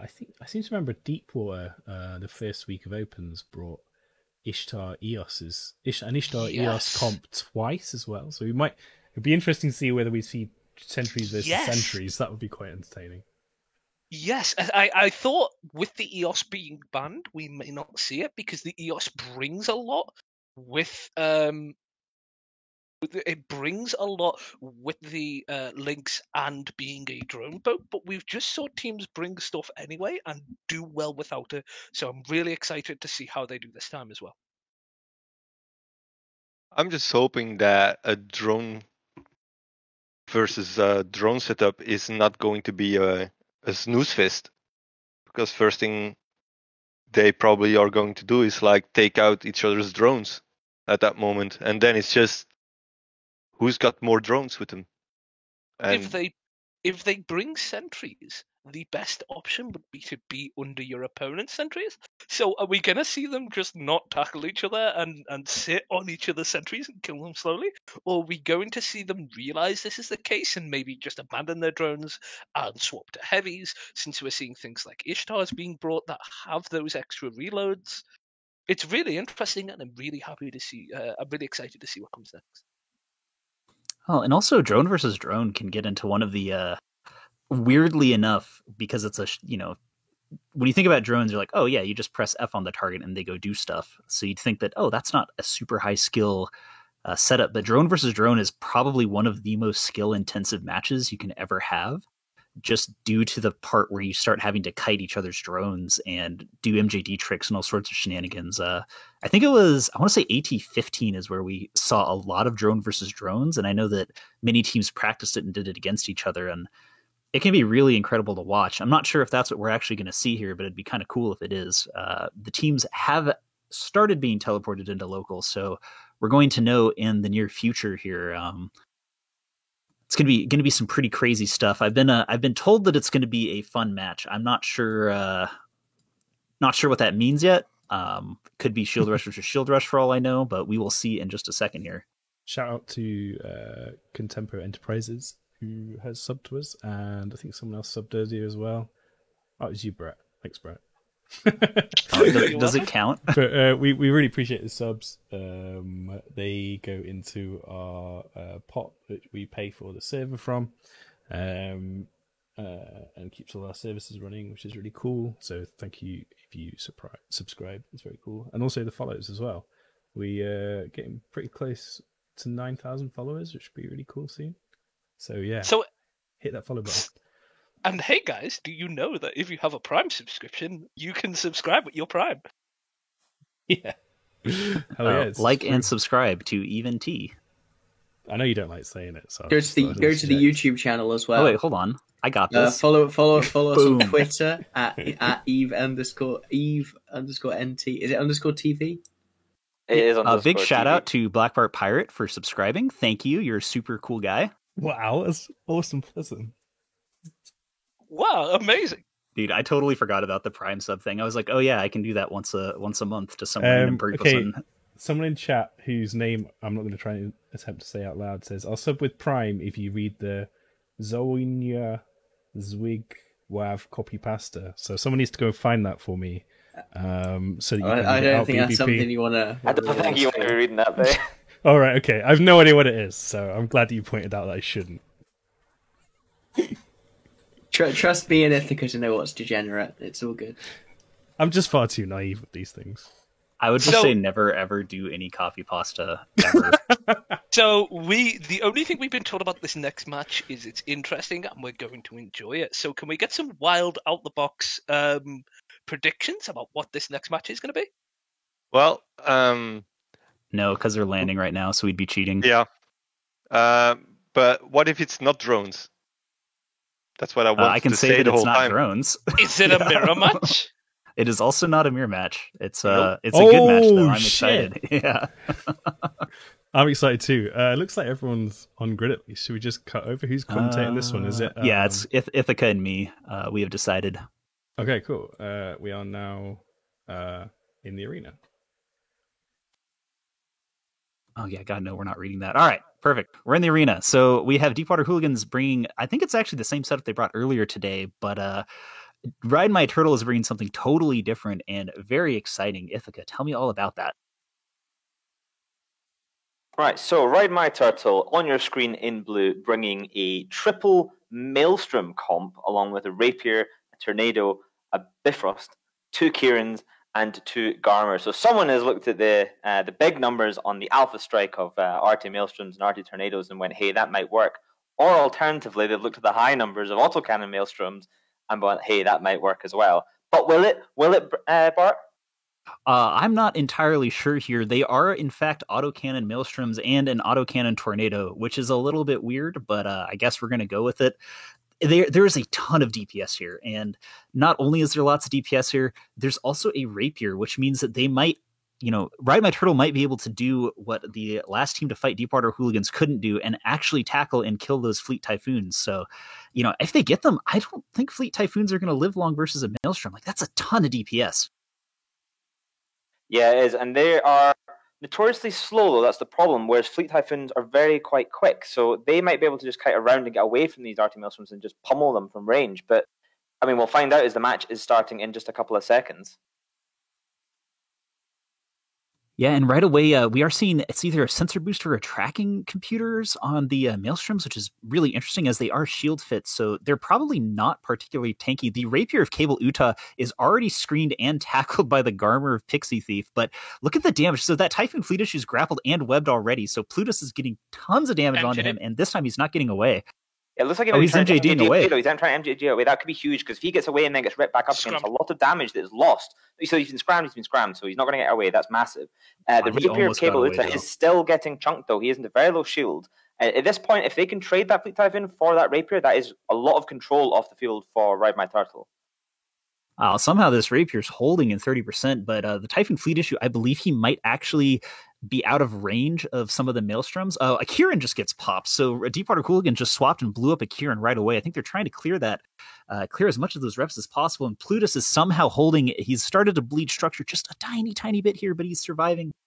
Yeah, he's just living to win. As Cable, though, in that Rapier now with only a single Kieran, still somehow surviving. So he's probably been running through an XLASB. He's probably out of charges very soon, if not already, and we'll be boosting on Cap. So they might be able to take this Rapier down before the loss of this Fleet Typhoon, which will be a big swing towards away from Ride My Turtle, I should say. Yeah, it does look like the Rapier is dropping. He's in low structure. They just lost another Kieran, just got randomly popped, and Cable Uta is sitting at like 3% shield. He does go down, and Plutus is somehow tanking here. I think that we might have seen a little bit of Battleship out-piloting there on Ride My Turtle's side, because I'm not sure if they're still trying to go for the Typhoon fleet, but the battleships are kind of orbiting him, and that's never a good way to do DPS. Plutus is now bleeding structure. He's getting pretty low here. It looks like Ride My Turtle has in fact stopped their ships and are pressing F1 as hard as they possibly can, so I don't think Plutus is long for this world at this point. Yeah, you can be guaranteed that they're all shouting about using all the heat, but don't burn out your guns, because they really have to get Plutus down. The longer he's alive, the more DPS is being put onto the rest of the Ride My Turtle team, which right at the moment seems to be Yorgo in that Maelstrom. There you go, one Fleet Typhoon down, so a big chunk of DPS off the field for Deepwater Hooligans. But is it too little too late? I mean, losing that Rapier is huge, and of course both Kieran's means that Tornado just gets eviscerated right now. So it could still go either way, but it's very much in the control of Deepwater Hooligans. It is, but Ride My Turtle does still have all three of their Maelstroms up, and Maelstroms do self-rep a pretty high amount. I'm not sure if it's going to be enough to survive through that Fleet Typhoon, but we will see. Both Maelstroms did just get screened, and so they're having to switch and kill the Astarte, which is actually dropping way faster than those Typhoon Fleet Issues were.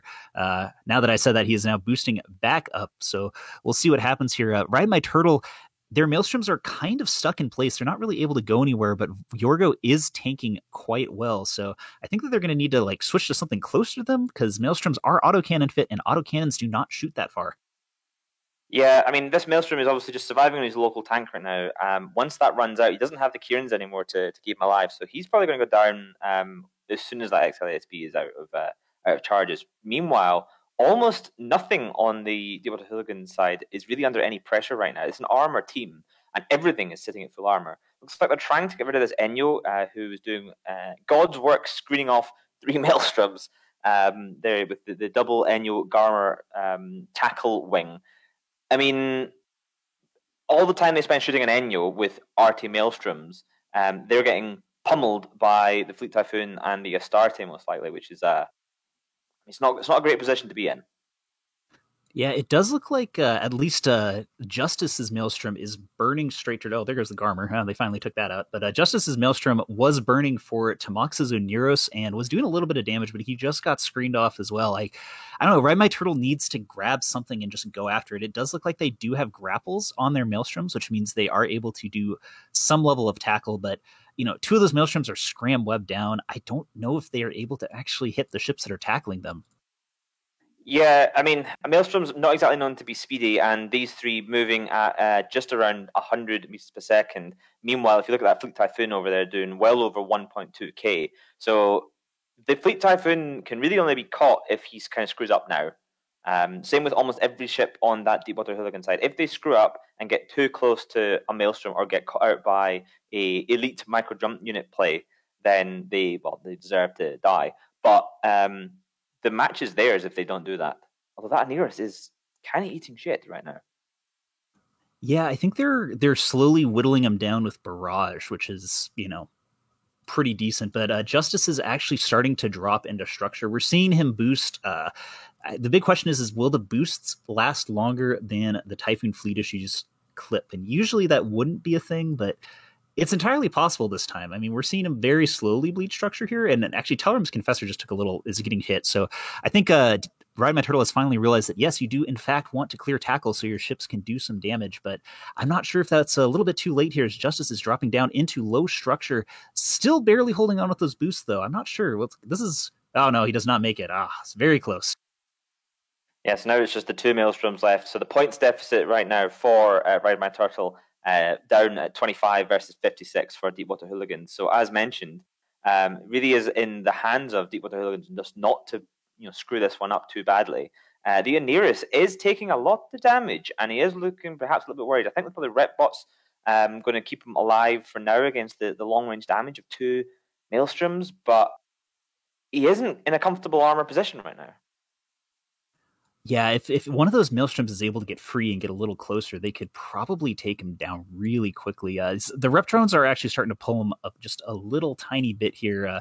The Bifrost of Bubba is dropping, so we just have the 2 Maelstroms left. I'm not sure if there's anything they can do here. Like, they definitely have grapples, and they have a fair amount of potential DPS. Yorga is untackled and now retackled again, so I'm not... Yeah, they're kind of just stuck there. They can't really do anything. What they have to do is just kill the things that are tackling them. They've done it to Telrim in that Confessor. They got him grappled, and then they just blapped him. If they can shed enough of this tackle in the next maybe a minute, they might be able to try and pin down some of the high points targets on Deepwater Hooligan's side. But it is quite a lot to ask for in 3 minutes at this point, especially with Yorgo now dropping through armor. They're doing a pretty good amount of damage to Rich Thugster here, but Yorgo is dropping faster than the Confessor, which is something you never want to see with your battleship pilots. So I really liked Ride My Turtle's setup. I think that they had a lot of potential here, but just the small ship piloting and the tackle and the screening on Deepwater Hooligans is so on point. And, that's the second time today we've seen them just flying really, really well. And Yorgo does drop here to the damage. The reload of that Typhoon Fleet Issue happens and they take them down, which means Loki is the last Maelstrom. And if 2 Maelstroms weren't able to do it, I'm not sure if one is. Yeah, I mean, that's pretty much exactly the problem that Ride My Turtle are facing right now, is that they just don't have any control or that much DPS left. I mean, an AC Maelstrom does do a lot of damage, but it's not very mobile. It doesn't have much control. And when things that you're trying to kill are mobile and need to be kind of controlled to let you apply your big DPS numbers, then, well, you kind of up shit creek without a paddle, basically. Yeah, we're seeing the large battleship guns versus small things has been a consistent theme of the tournament for years and years and years. And, the Maelstrom is just not applying. On paper, tons of DPS. We love seeing them. They do so much damage if they can get on something. But as Loki goes down into structure and dies here, we are seeing that at the end of the day, if you get screened, there's really not all that you can do. And with that, it was a little bit close, but Deepwater Hooligans does win 100-25, getting rid of Ride My Turtle. And we're going to send it back to ourselves here. Pew, pew, pew, pew. Pew, pew, pew.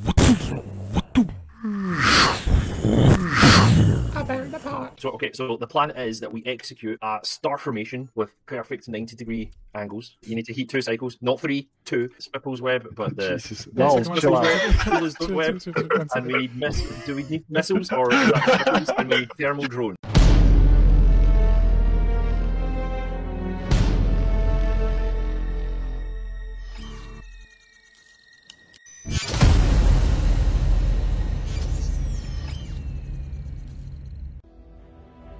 HiSec Buyback offers 90% JITA anywhere in HiSec. Simply go to hisec.evebuyback.com, appraise your items, create a contract, and get paid quickly. And we are back with Deepwater Hooligans winning 100-25. Before we talk about that match, I'd like to thank you all for the massive amount of subscriptions we just got. I guess maybe we should have been saying like and subscribe earlier, but it's been pretty crazy. I don't have a huge list of what it is. Maybe RJ will do the classic bathtub stream where he reads off all of his subscribers. But until that happens, Jin, you had some comments that you wanted to make about actually most of that fight. Yeah, that was a really interesting fight to play out. Obviously, there we saw, oh god, I can't remember his name, but the same battleship pilot that was slow, slippery in the first, do some elite manual piloting there to mitigate damage just enough to give himself an extra almost minute of life there, right at the edge of structure, holding those maelstroms in place and letting the rest of his team just win that support war by extending his life just a little bit longer. And you know, we've seen this same execution from Deepwater Horizons twice now, where they allow their battleships to sort of be caught, they try and slip away with them, and meanwhile, their tackle is just doing absolute havoc in the support war. Those Enyos and Confessors, the Confessors are doing 600 DPS, the Enyos are doing 400. There's no way you can rep through it. Yeah, and the pilot that you were referring to is Plutus Astreus. That's the one that was the hero Typhoon pilot in the first round as well. Yeah, and a big thank you, by the way, to Contempo and Contempo Enterprises and Radikos specifically for gifting out subs to people. That's really, really appreciated. Thank you so much. Yeah, and I didn't say it during the match because I didn't want to let them know, but Ride My Turtle, your Maelstrom piloting was not quite as good as it could have been. I believe that we saw one of the Typhoon fleets live probably a good minute longer than it should have, as we watched a Maelstrom MWD past it at maximum speed and miss all of its shots for a good 60 seconds straight. So, you know, I feel like this is one of my biggest things that I always see in every single match, but battleship pilots, you know, it's not TQ. You don't want to MWD as fast as you can. Sometimes you just have to stop your ship, overheat your DPS, and pray that you out DPS them. And I think that there's an entire possibility that they would have lost, or that Ride My Turtle would have won if they had done that. Now, to be fair, he was the only tackle since the Rapier went down, so he may have been getting close enough to get web and grapple on, but he was just too close with grapples. He just got right underneath on top. The Typhoon did pilot close to him, but at the same time he was just too close to not apply his own damage, but he did allow the two other Maelstroms to apply damage. Well, we will never know, as Ride My Turtle has been defeated. I did love seeing the Maelstroms, not as much as Bay is loving seeing all of these subs from Radikos. I'm trying to get a confirmation that we will have a hot tub stream if we get enough subs, but so far I don't think that's going to happen. I mean, I'll do a hot sub stream if we get enough subs. I don't know how many subs that is. Oh, there you go. Okay. Dude, that'd be perfect. I'm up for that. All right, well, there you go. Well, if you get enough subs, then there will be an even T hot stream, hot spring stream. It will be a hot Words stream. That's what it will be. It will be a very hot stream. Oh my god! Beautiful. But yeah, so we saw that. It was a great match. Remember to subscribe to the Event OnlyFans. Yep, Event OnlyFans will be linked after the stream. It'll be very, very, very high quality. Ithaca stars in it. We have other people though as well. And we will be seeing the Minions versus Localist Primary next. So that's pretty exciting too. Not as exciting as the Event OnlyFans, but you know, if you guys were wanting that, I mean, you open it up on your other monitor because you're Eve players, so you have at least two. We have been derailed. All right, Minions, Localist Primary. Jintan, tell me all about this. Yeah, so obviously we just saw the Minions take out Volta, who were the champions of the first open practice here today, and that's going to make this a really interesting matchup as well, because we've got Localist Primary, who again they have a lot of tournament pedigree. I was talking a little bit of crap about them in that intro, in their intro against Goonswarm Federation, but they proved me wrong and took that match with a beautiful Abaddon Oracle setup. So 2 teams who are bringing some really out-of-the-box setups so far. I don't know. I'm curious to see what they're going to bring more than anything. I feel like both teams are quite loose with their theory crafting. They're willing to bring, maybe not 100% serious setups, but they're willing to show a little bit of their cheese here. Maybe they're trying to mind game out future AT opponents by bringing crazy stuff that they're going to have to prepare for. As you talked about earlier, it just takes minor adjustments to defeat that cheese. Warp in your Scorpion Navy at 50, not 30. But if you can force your opponents to have to always respect it, well, that gives you a tactical edge in and of itself. Who do you guys think is going to win, though? Personally, I think my money has to be on local as primary. I'm going for minions at this time because they actually completely blindsided me, and I just feel I have to be with them. I have to stand with them right now because I was so into Volta before, and I was like, nope, they don't stand a chance. Previous winners, and I got my words fed to me. So now I'm gonna stand by them, and they're gonna do it. You'll see. Yeah, I'm feeling minions, the Volta Slayers, the destroyers of Volta.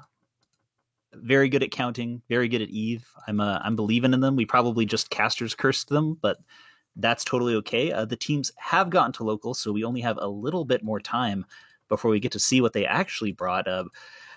Ithaca, what are you feeling about this? Are you going with minions? Are they the ones that have destroyed your hopes and dreams for the Absolutely, Opens? I'm going with minions. They're the Opens King Slayers of the first week, essentially. So Volta won the first one. Second week was a bunch of randos, and then this is the next real one. And the minions won again, or beat Volta, sorry, which is pretty damn cool. So I'm definitely going to go for minions. In fact, I'm going to go to Twitch right now and put some points on it. Nice. I like that. It's powerful, strong, confident. All the things we like to see in Ithaca. And they are warping in right now. I believe that we are all inning on minions, which means they're probably going to lose just based on how this usually goes, since we always end up putting our foots in our mouths. Hopefully we see some really weird out-of-the-box stuff as the teams land. I think that, Jin, are you ready? Are you ready to cast again? Do you feel energetic? I'm full of energy, you know me, mate. Full of energy, awesome. So, I just got an emote on Twitch. That's exciting too. That's why he asked. Yeah, the chat is going absolutely crazy with the subs now, so let's hope that this match lives up to the hype. Yeah, it's mostly Radicos is just throwing bits everywhere, like they're going to be doing. Because Radicos is a baller. God damn, Radicos. Slow down. Yep. I predict it's going to be very, very interesting. Well, we can actually see it now, which is super duper exciting, and we're seeing something that Jin predicted way at the very beginning here. So we're just going to swap over to the match thing and let him take it away with, I guess, Brett or whoever else wants to talk with him. Do you want to come with me, BBP? Do I? Brett, do you want to? I can. You can. We can do it together. I'm totally fine with doing it. We'll try and cast this. Let's go. Yeah, let's try cast it. Okay, cool. Okay, we're over. So let's go over to the match. Done. Awesome. So as you can see here, Localist Primary have brought a really interesting variation of Minmatar Rushed. They've eschewed the normal Sleipnirs for Claymores, but are bringing the full complement of 3 Lokis alongside this, and that gives Localist Primary a huge amount of offensive control, and that's going to potentially allow them to do a lot of damage here to the minions support wing. They've invested a lot of points in it, especially in that Draugr and Sentinel, and if those goes down, it's going to greatly impact how they're able to control the match, which they need to in order to keep that Zarmazd alive. So this is essentially just the Nighthawk Loki comp that we usually see, just without the Nighthawk. The modern version of it has 2 of the battleships, 3 of the Lokis, and the bursts in the lows, since the point costs have been bumped up a little bit. Whereas I believe that the minions might have had a slight idea that this type of comp was going to be brought, because what this comp does really well is do a huge amount of damage to one ship at a time.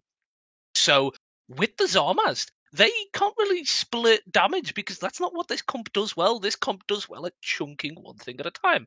So the Zarmaz is like the perfect counteraction to that by keeping one thing really, really healthy.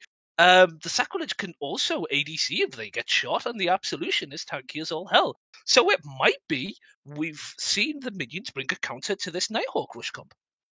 Yeah, this is going to be really interesting here, especially in that support war as the thing starts. Although it looks like the rush comp is going right for the Sacrilege immediately. They've been able to web him down. But look at all those counter webs coming back from the minions. They are trying their best to screen off this advance. The Assault ADC has gone on. We can see the Assault ADC has gone on because of the effects on the Sacrilege and the fact that it's actually tanking. So what they've done is they've applied that DPS and then swapped, because this is huge. Usually this comp like chunks one thing at a time. These ADCs just allow these ships to survive that 30 seconds and just not get chunked at all, while the Zarmad swaps to it. Yeah, the counter DPS here is going on Grunt Kado in the Loki and a little bit as well on Harik Hiros in the Burst. They're splitting DPS a little bit just to strain off those logistics frigates. They're only T1 though, so they shouldn't have too much rep power anyway. But Merlin, they're going through structure and gone. There's the ADC off the board. There they go, the one logistics frigate off the board, but those are only 1 point and they only represent a little bit of extra, effectively almost buffer versus the amount of DPS they've got on the field here. Yeah, they've finally decided to swap damage, to spread out damage, so they're now shooting both Sacrileges at the same time. If they manage to kill off the bursts and start taking down Lokis quick enough, they definitely have an option to winning this. But I do not think the Lokis are the right thing to shoot here, because Claymores aren't as tanky as Nighthawks. It just can't fit as much buffer. So these Nighthawks might be less tanky than the Lokis. Yeah, watch them swap back and forth between those two Sacrileges there, trying to take advantage of the fact that it has to ramp up. It's a question now, is Taki going to be able to hold here? Is it going to be able to ramp up fast enough? It's not. That's brutal here. They only have 2 DPS ships really left on the field now, the minions. They're going to have to do a lot here if they want to win this match now versus 2 Claymores and 2 Lokis. That's so much DPS, even with those bursts off the field. Yeah, they have no more logistics now, so it's all down to whether they can survive. If this Sacrilege can hold on for them to kill some more things, then they have this match in the bag. But if the Sacrilege can't hold off and this Zarmad can't ramp up quick enough, then this game is definitely over. Yeah, look at the defensive positioning they've had to have as well. That Dragor and that Sentinel have been sitting at the very, very edges of this fight the whole time because they've had to screen off the Stalk there of Arya and a couple of other things earlier on in the match. And it's just led to them not putting enough DPS downfield. Fit is really close, though. He is so close to surviving here. Yeah, and it just they looked like... weren't able to do it. They managed to clear a little bit more DPS there off with that Flycatcher, but it just wasn't enough. Wow. Yeah, they're breaking through. No, they're not. They're just starting to swap onto some of the smaller stuff and just break Confessor's Sentinels and swap to all the things. They are swapping to the Absolution now, but it just looks like the Absolution isn't applying any DPS appropriately anymore. It's against a lot of these Tech 2 or Mars ships, which have really high laser resists, which is why you're just not seeing it apply any damage. Yeah, this was just brutal. You can see there that they just held them in this one spot for the whole fight. All of those wrecks are right near each other. The Amara Elite Cruisers are both within about 5,000 meters of each other because of the tackling from local as primary. Whilst the minions did try and screen the DPS, they weren't able to screen off the hostile tackle, and that just let them get on top of things. Here we can see the Draugr. It's a really tanky ship. It does a lot of DPS if you can get it involved in the fight, but they just weren't able to do anything with it during this match. And here now it's going to just die like anything else. Yeah, it's finally managed to go down that Zarmad's not going to be able to keep it alive despite its ramping reps. These apply enough damage that they just can't mitigate it fast enough. Local as primary did a very good job at shooting one Sacrilege, immediately swapping one at ADC to pop the second Sacrilege's ADC, and then swapping back to the first one. Yeah, they almost certainly had one guy in their fleet who was dedicated just to look for those sacrileges, to call them so that the FCs can swap over. And that's the kind of thing that takes place when you're in an AT match like this. You have to be able to delegate those responsibilities around to individual people so that you can keep an eye on all of these effects and make sure that you have as much knowledge as possible. Yeah, definitely. It looks like the Zarmad's finally going to get primaried next. We're seeing all the drones hop on top of it. Interestingly enough, Localist primary bought damage drones instead of logistic drones that you sometimes see with this comp to keep them alive a little bit longer. What do you think of that? Yeah, I think it's a good call though. I really like it in a composition like this where you're trying to sustain until the end of the match and you're not just trying to 100% rush things out, and you have some sort of options to slow the fight down and really pick your opponent apart. In those sorts of cases, you want to be able to potentially come back if your Zarmaz does go down and you need to nip tackle him back and forth. But in this case, it just wasn't enough. It didn't keep those sacrileges alive, and it's not going to do anything here now at the end of the match. Do you think something like ECM drones would have been best if you knew you were going against something like this? To possibly jam off like a Claymore or a Loki and to mitigate that type of huge rush situation to try and last long enough? Oh, there's definitely a value in it now, but that it doesn't work in so many of the matchups that it's difficult to create a control comp like this that works. You've got to be 100% perfectly prepared for the threats that your opponents are bringing. You've got to pick the right answers to their questions. And in this case, unfortunately, the minions didn't bring them. And the Localist primary asked a very good question indeed here. So let's hand it back to the studio and we'll break down exactly how they did it.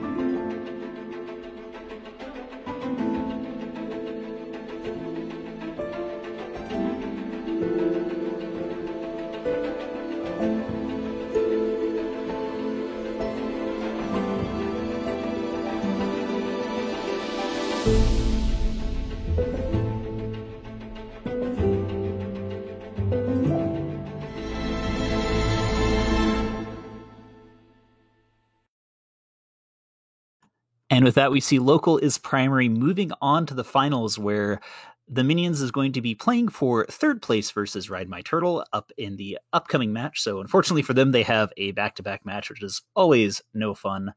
But I don't know. We saw the Zarmad again, and this time it didn't quite rep enough. I feel like it was so close a couple times there, though. And Brett, you were talking about sacrilege tank and target calling and all that. So why don't we bring in the stream with your conversation that you were having? Yeah, because the sacrileges that got shot a lot earlier, everyone seems to think sacrileges are a lot tankier than they actually are. Because let's face the facts, they're a cruiser and they have cruiser tank. Yes, they do have bonuses, and yes, they do have that assault damage control, but that does not get over the fact that they have the raw HP of a cruiser, which is why you saw it immediately go from max shields to 50% armor in less than 5 seconds. In those couple of seconds where it Michael warp drive in, it just got fucking chunked. Sorry for the language, but it just got chunked, which is why in these type of situations, it doesn't have this type of battle cruiser tank that everyone assumes it has. It doesn't have the raw HP numbers, so it's going to lose that DPS trade. And I believe that is why they decided to shoot the Lokis first. Because they were like, oh, the Lokis are a cruiser. The Lokis will be less tanky than a command ship. Everybody assumes command ships have more tank, whereas Claymores are one of the least tanky command ships of the roster. It's not like a Nighthawk where you fit dual large shield boosters on it and have huge numbers. It doesn't have that good fitting compared to a Nighthawk and just tanks a little bit less. So they may have gotten They may have gotten better results if instead of shooting the 2 Lokis in that situation, they'd have shot the Nighthawks and got rid of the Lynx and the damage early on. I think one of the big things in that matchup as well that we can take away from it is the importance of when you invest a lot of points in your support wing. And in that case, the minions really did. They had 11 points in that Draugr. They had a lot more further down in their fleet comp. And if you spend that amount of points, you have to actually win the support war. You can't just, be content with pushing them off and tackling some things. You have to start getting kills and leveraging that advantage on the field. Those Jackdaws lived for way, way too long in that fight. They were able to pull the support wing, around for basically 2-3 minutes at the start of the fight and make them effectively irrelevant. Yeah, I don't know about the Draugr. Like you said, 11 points for a destroyer that, to be fair, they did tank pretty dang well when they got primaried, but I don't know. You could have brought so much else instead of that ship, and it was a cool setup. I like the triangle memes, but that, I think the Zarm was actually a pretty good call there. They almost lived a couple times there. If they had cleared one more DPS, I think the Zarm won there because they do rep so much. But yeah, Draugr was questionable.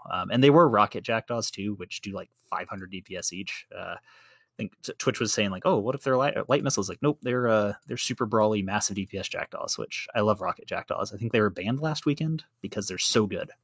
An interesting thing to consider is light missile Jackdaws have 400 DPS when in damage mode. When in their damage mode, they do 400 DPS each, I believe. That might be the pair of Jackdaws, but they do an appropriate amount of damage. So that if you leave those Jackdaws alive for long enough, especially rocket Jackdaws, they have more damage than something else.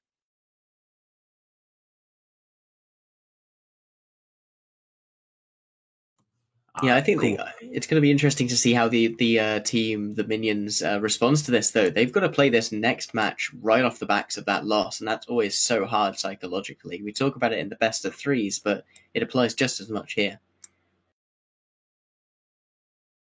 Yeah, so we're basically, the next match is supposed to be starting within about 10 to 15 minutes. So, the Minions has to go from having just lost that one to reshipping, deciding on a new setup, and back into the match right away, which it sounds like a decent amount of time, but let's be real. We all have played EVE Online at least once, and we're aware that it everything you think is going to be fast takes so much more time.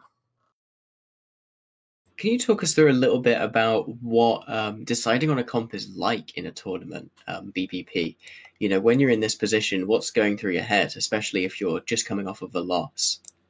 And especially when you have such limited compositions as you do right now with so many bans on the board. I will say that having the bans preset is actually really, really nice. One of the worst parts about it is that, when you're doing a best of 3 on the official tournament stuff, not only do you get your own, you have to do bans for each match as opposed to having it set, ahead of time. You also have conquest bans, which really sucks. So you can have 15 or 20 ships you can't fly. This, at the very least, they could have set up ahead of time and said, okay, these are the 3 or 4 setups we're going to run this weekend. So it's not as bad, but at the same time, you do have to get everybody in together.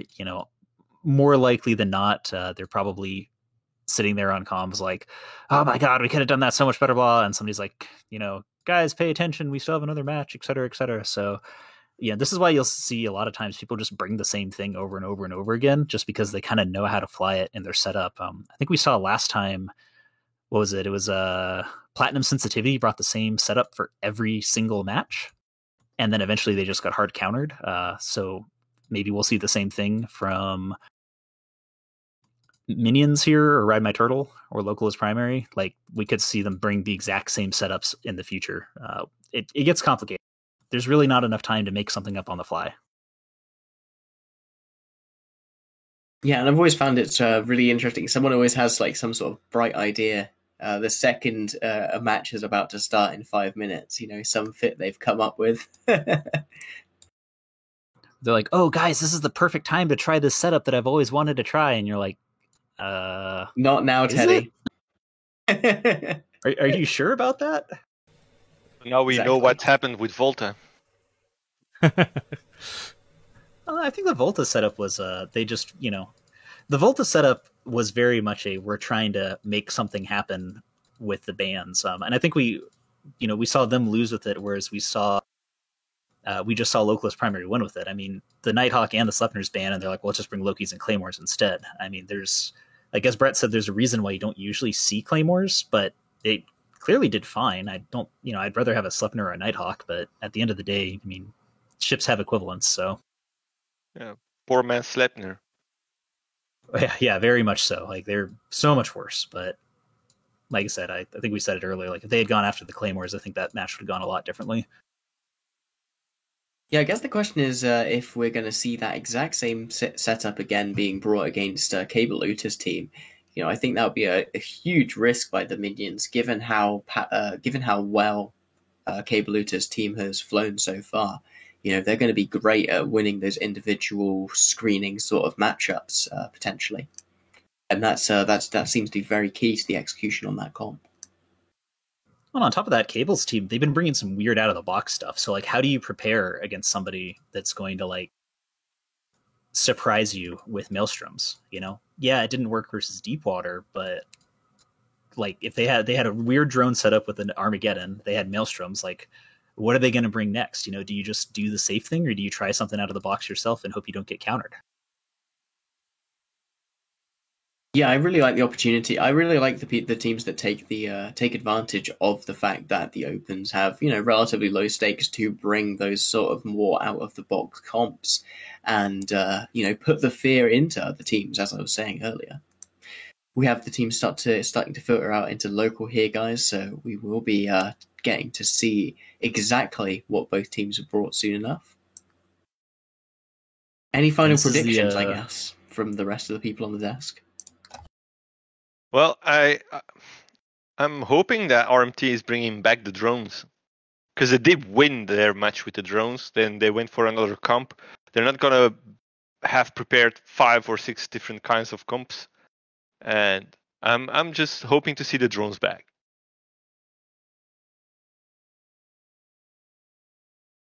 Personally, I'd like to see the Minions come through here and take third place. They did really well in that first match.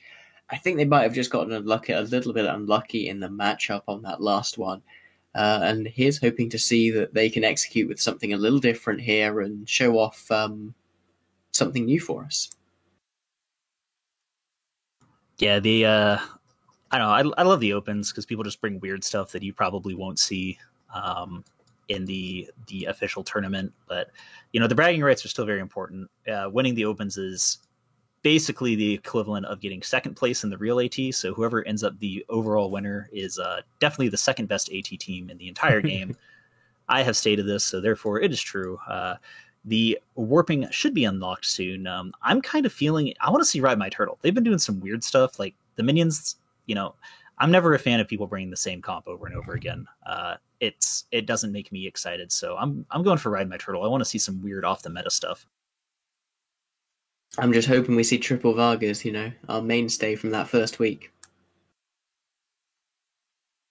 Yeah, I don't know about that one.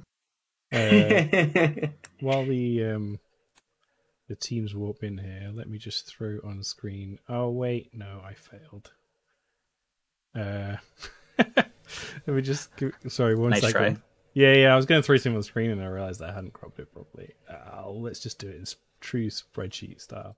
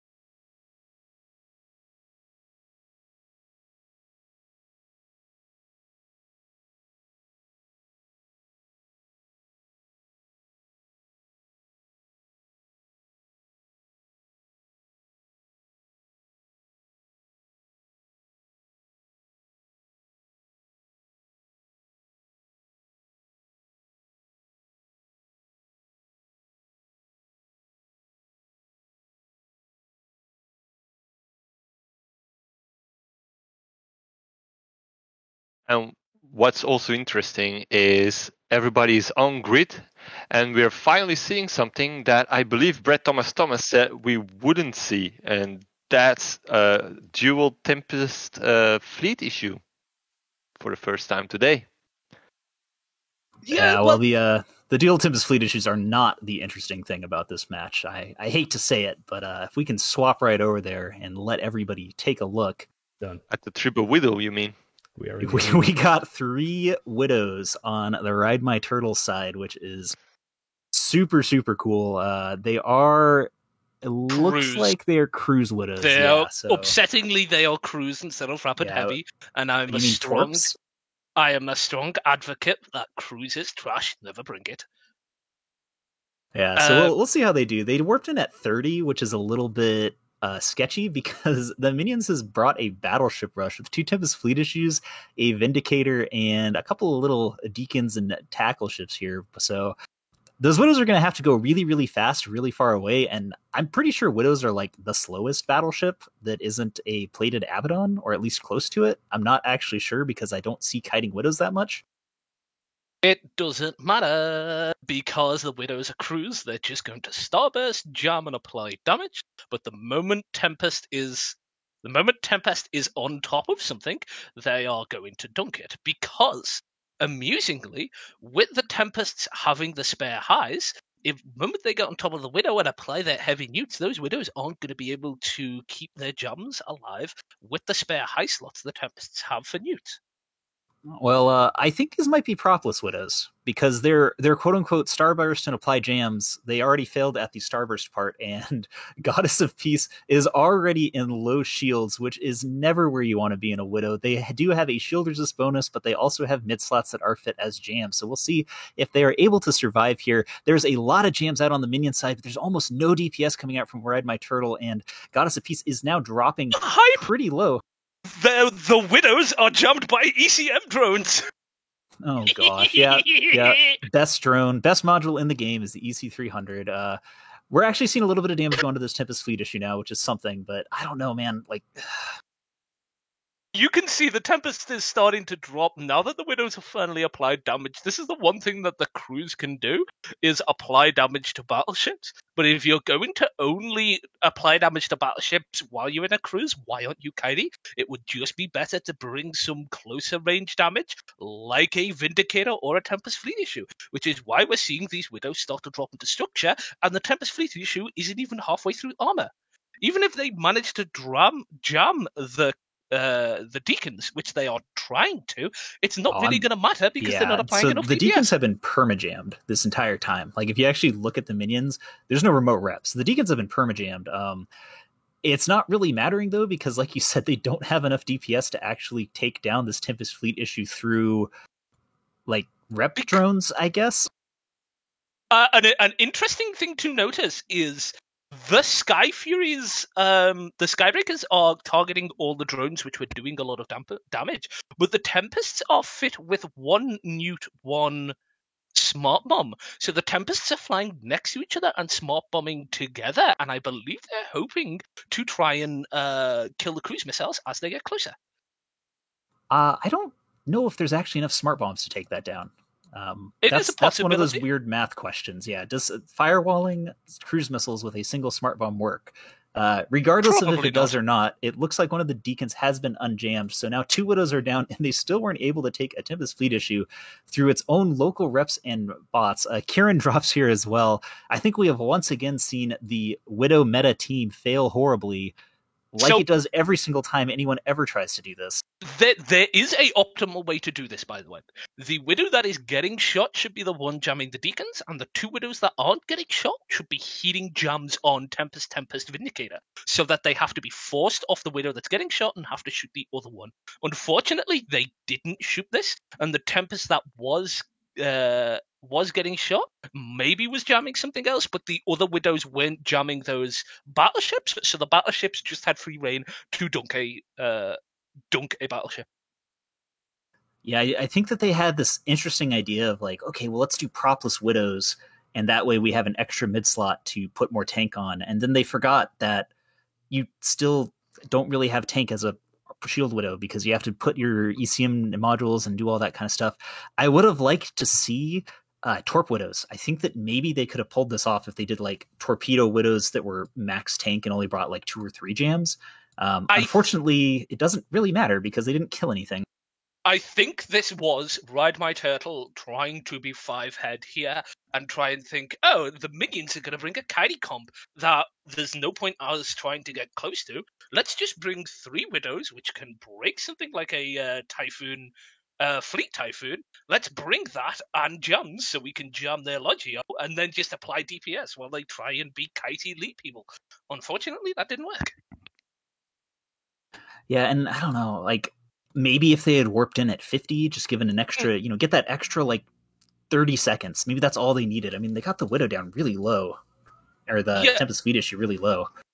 I think this very much was they were shoehorning their comp into defeating one thing. And let's be honest, any kiting comp, like something bringing Bargus or something bringing Fleet Typhoons, would have absolutely been dunked by this Triple Widow. This Triple Widow would be very good at doing that. But against this comp that the minions have brought, or anything that we've seen today, some of the shield rushing comps, some of the drone comps, anything like that which could get closer, this Ride My Turtle comp falls apart. They are very much great at destroying long range kiting comps with this, but that's not what we've seen today. And I think it was a bad choice bringing Widows out of everything we've seen today. Only 1 people bringing Kaiti.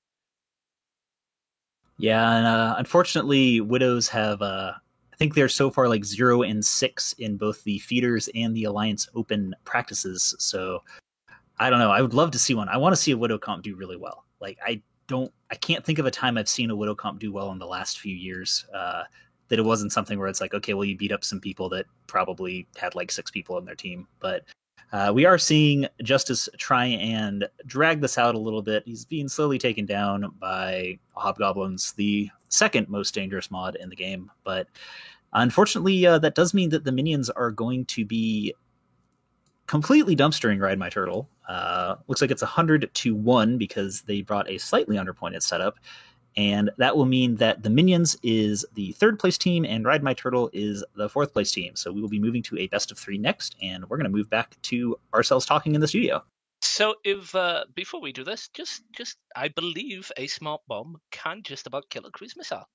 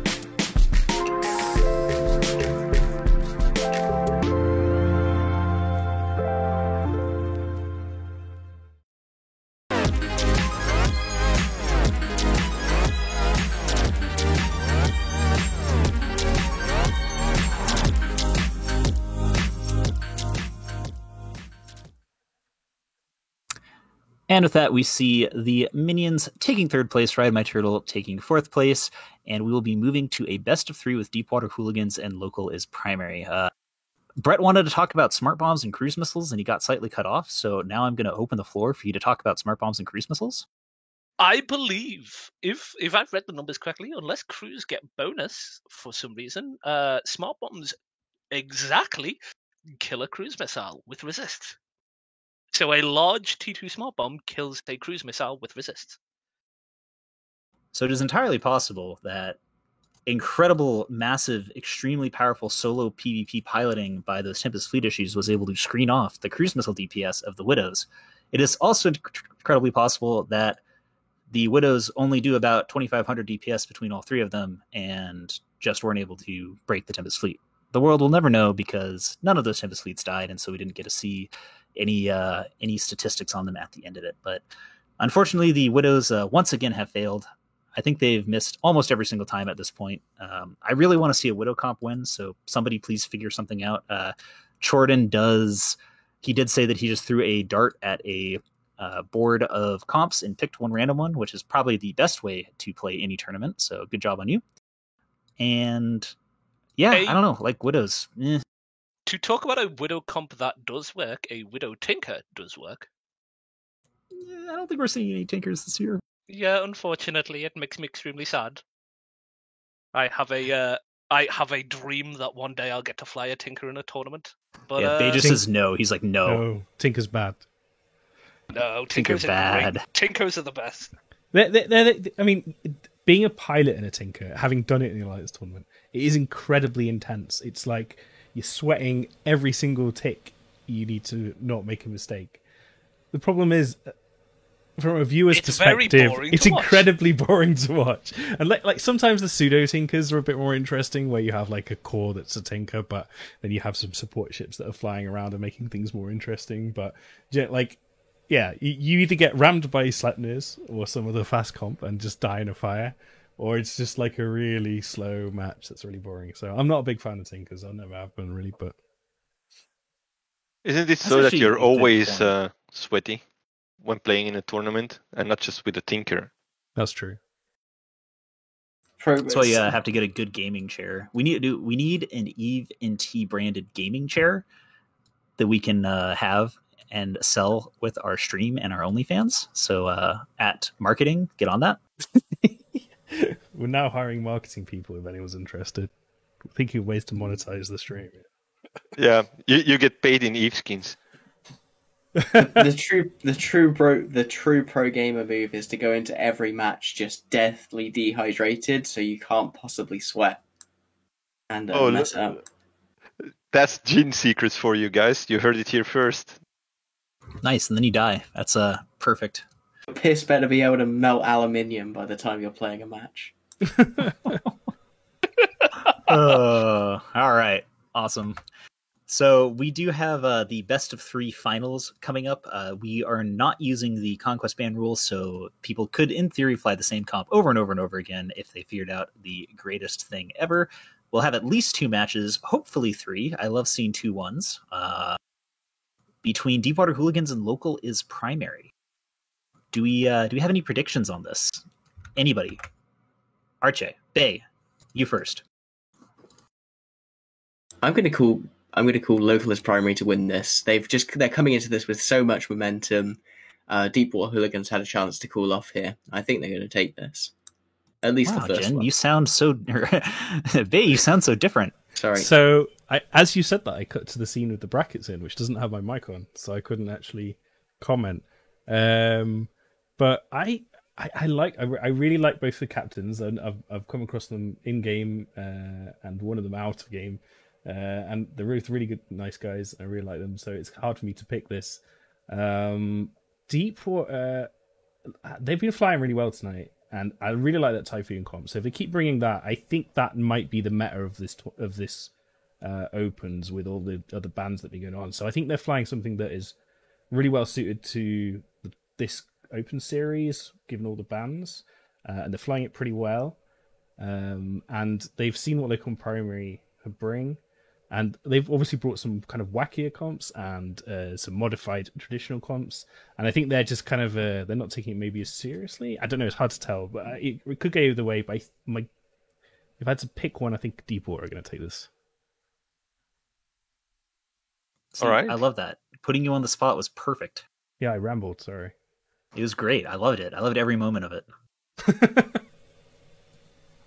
So I feel like we should make you also cast and do the camera at the same time, and also run the screens. For everyone who's not aware of all of you who are watching, you do not normally get to hear Bay's voice, because Bay's voice usually only goes to the commentators, and the stream can't hear. So it is very nice to put Bay on the spot like this, so everyone can hear him, and everyone can hear what we hear. I'm not always giving like pearls of wisdom though behind the scenes. I'm usually shouting them. Yeah, true story. Everybody is on grid now, so let's go over those comps, guys. We're seeing that the red team, Deepwater Hooligans, has brought the dual Typhoon fleet issues again. What do we think of that? Yeah, it's interesting. Sorry. The dual Typhoon fleet comp we've seen them bring, they've flown very, very well, but unfortunately they're against this kind of Claymore Loki rush comp, which might be one of the counters to it, since those Lokis have a lot of webs. Hopefully the Typhoons can spread out far enough that they manage to melt through the Claymores and then get on top of the Lokis, but it is entirely dependent on how quickly these Claymores can get on top of these Typhoons. The question is whether they listened in on our comments from before that RMT actually should have gotten. The minions should have gotten to the Claymores first before actually trying to take the other ones. And will they go for the Claymores? That's what I'm wondering. Well, unfortunately for Deepwater, they're actually in web range of the Lokis to start off as well, so I'm not sure if we're going to see that amazing battleship kiting that we've seen the last couple games with them. I kind of hope so for their sake, otherwise they're about to get shield rush down, which is the fate of all of us at the end of the day. Well, if Plutus is fast enough, he can do his little micro-warp jump trick again. I don't think that is possible. All of a sudden, in any case, the Typhoons are rushing back immediately to try to get out of range of those webs.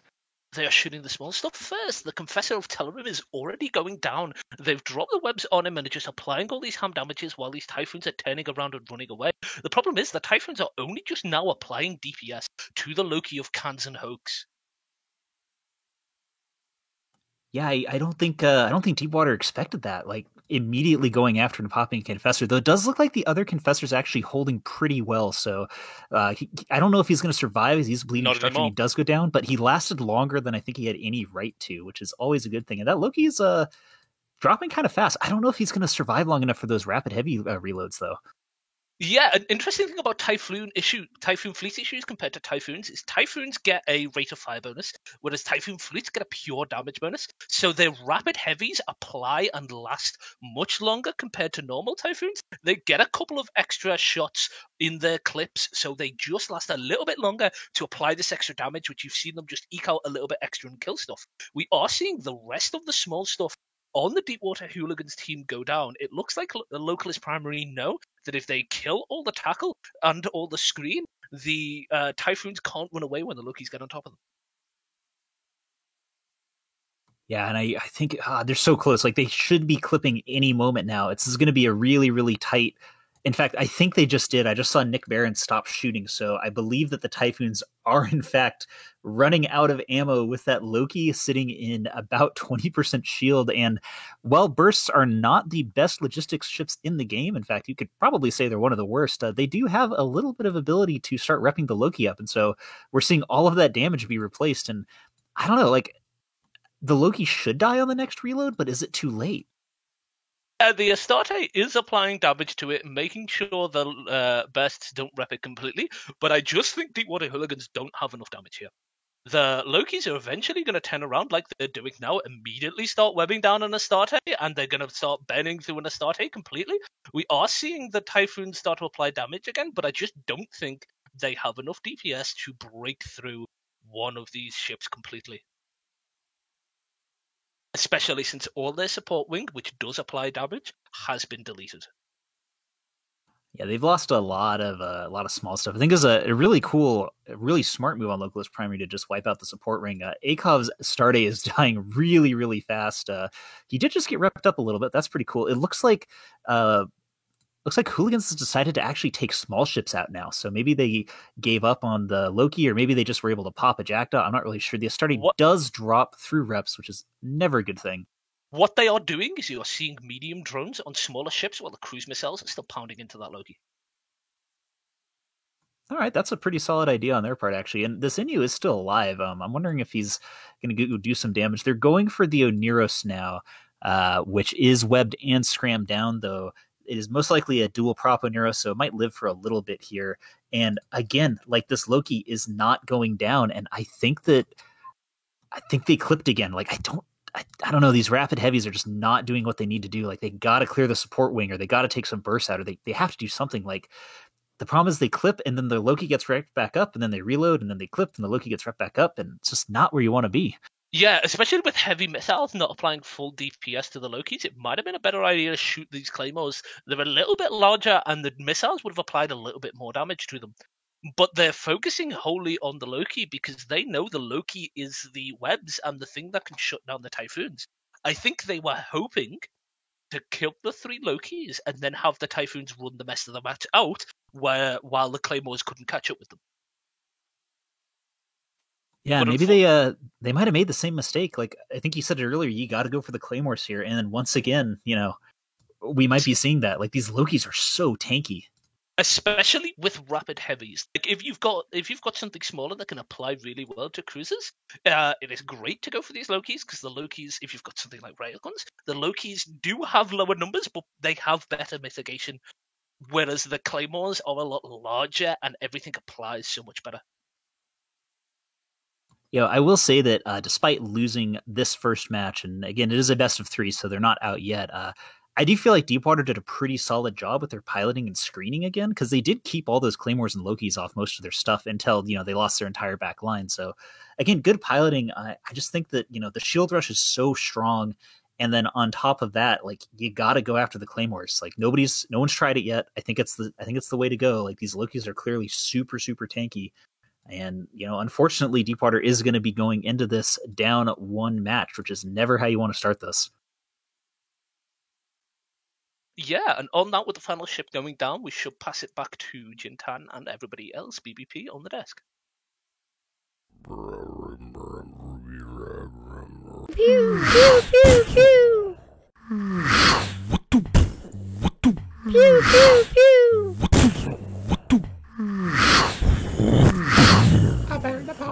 So the plan is that we execute a star formation with perfect 90-degree angles. You need to heat 2 cycles, not 3, 2. Spipple's web, but the Spipple's web. And we need do we need missiles, or is that Spipple's, and we need thermal drone?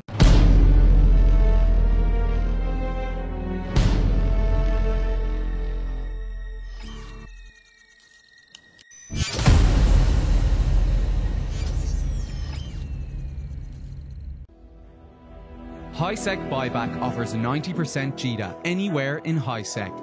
Simply go to hisec.evebuyback.com, appraise your items, create a contract, and get paid quickly. Welcome back, where we just saw Local is Primary win the first match of the best of 3 versus Deepwater Hooligans. Unfortunately, the Typhoon fleet issue setup has officially lost 1 match. It was doing so well for so long, but Jin, do you have any insights on that match? Like, is there something they could have done different? Was it just getting out comped? I don't know, though. It just seemed like a little bit of out execution. It seemed like they were so close to being able to take down the tackle wing there right in the middle of the fight. Things just slipped through their grasp there, and they weren't able to leverage their offensive control well enough.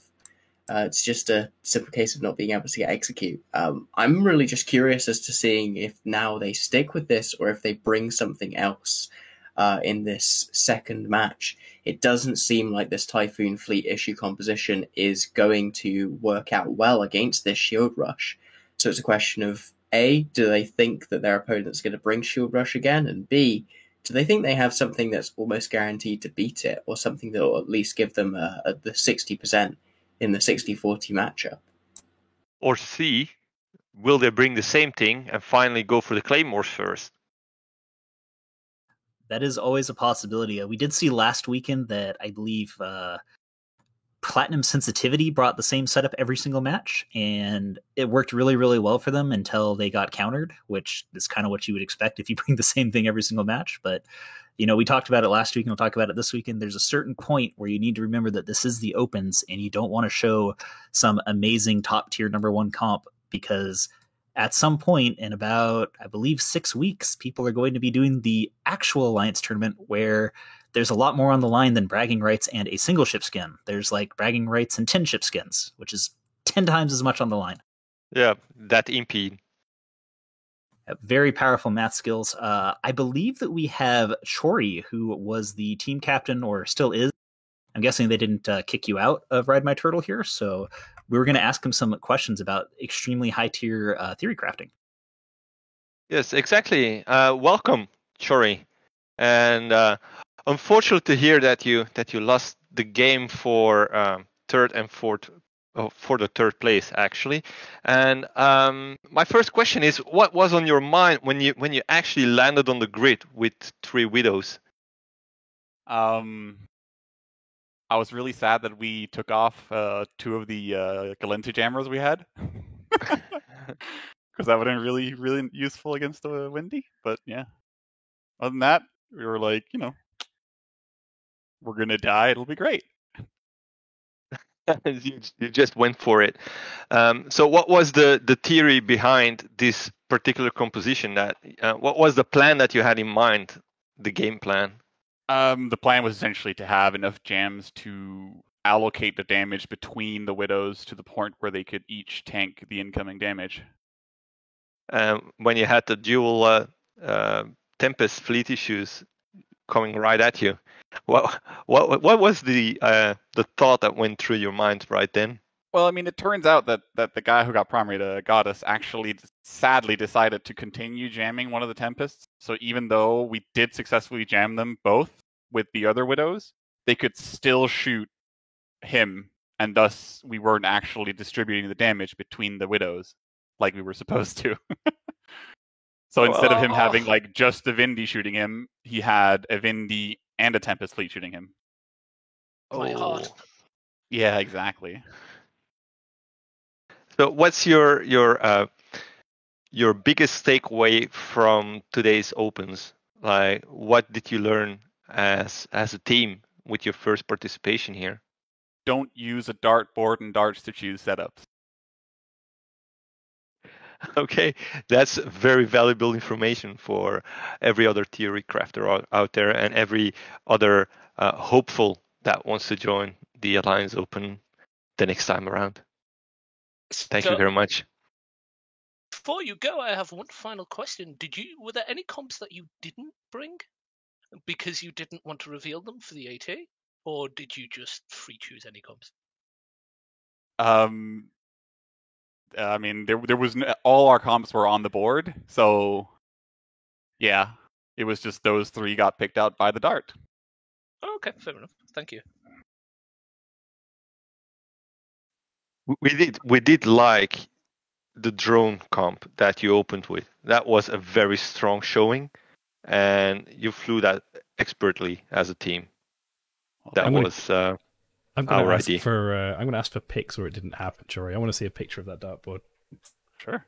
I just got back, and I need to say I hate to interrupt the amazing interview, but thank you, INN, for rating us with like somewhere between 400 to 500 people, as Stream Elements is confused whether or not we got rated or hosted. You guys are super awesome.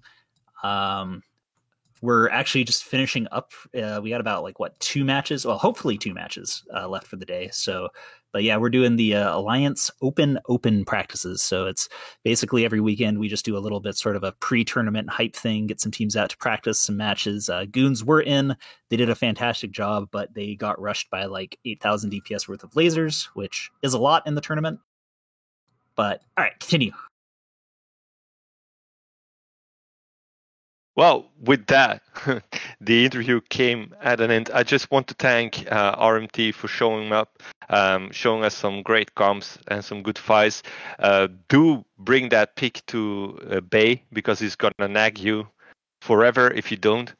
And better luck next time. This was a solid showing for a first participation, and hope to see you later again. Actually, before you go, for your widows, were they maxed? How much tank did you actually put on them? Because we don't get to see the ship losses like we will on TQ, unfortunately. And I was really curious about how you kind of, where you ended up on that spectrum between tanking and ECM. I mean, if the guy who was getting primaried had not derped the jams, then he should have tanked reasonably easily.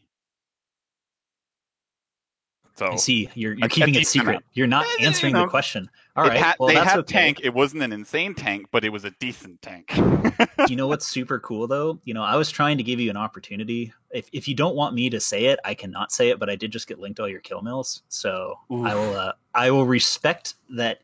If you don't want me to say anything, I will totally do that. It's up to you. I mean, it is fine. You can whatever you think is best TV. Well, whatever I think is best TV involves hot tubs and yoga pants. Don't give him that chance. Yeah, I was gonna say what we're gonna do is get a let's see, what's a good meme ship. We're gonna get an Abaddon whiteboard and some yoga pants, and we're gonna write the ship comps up on it. If you know what I'm saying. I like this idea. It's gonna be great. But yeah, Is it I have gonna be you in the yoga pants PvP. Dude, I've got sick quads. It'd be great. The stream is getting weirder and weirder. Anyway, Corridon, do you have any thoughts about this final matchup, though? Do you have any predictions as to how the second match is going to go? I'm pretty sure that the locals primary is going to pull it off in a 2-0. What makes you so certain? Have you practiced against them a couple of times, or were you really impressed with the way their pilots are executed in that last match? I think that they're the individual pilots that I know a couple of them back and forth, and I think that they have a good actual core of people. So yeah, I think they're gonna win. I mean, of course, if they get into a perfect counter situation, then it's not much you can do. But I think if it comes up to pure piloting skill, I think they're gonna beat it out. Oh, we will see what happens in the second game pretty soon, because I've read they are ready to warp. So I'm waiting.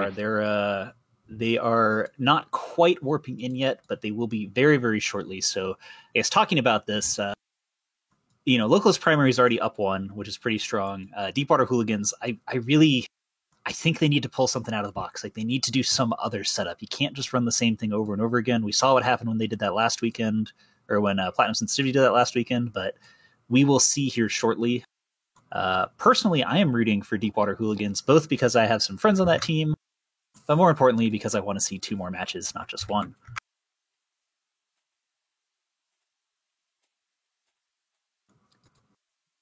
Yeah, I believe we're going to be. We're going to enjoy this next match, regardless of what happens.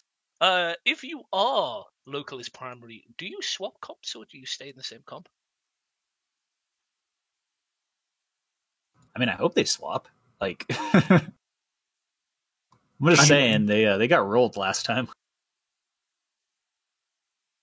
This is one of those things where you can, as we were talking earlier about how difficult it is to pick the right comps, this is one of those areas where I think you can out-mind game yourself, because you can convince yourself that you've convinced your opponent that you're definitely not going to bring the same thing.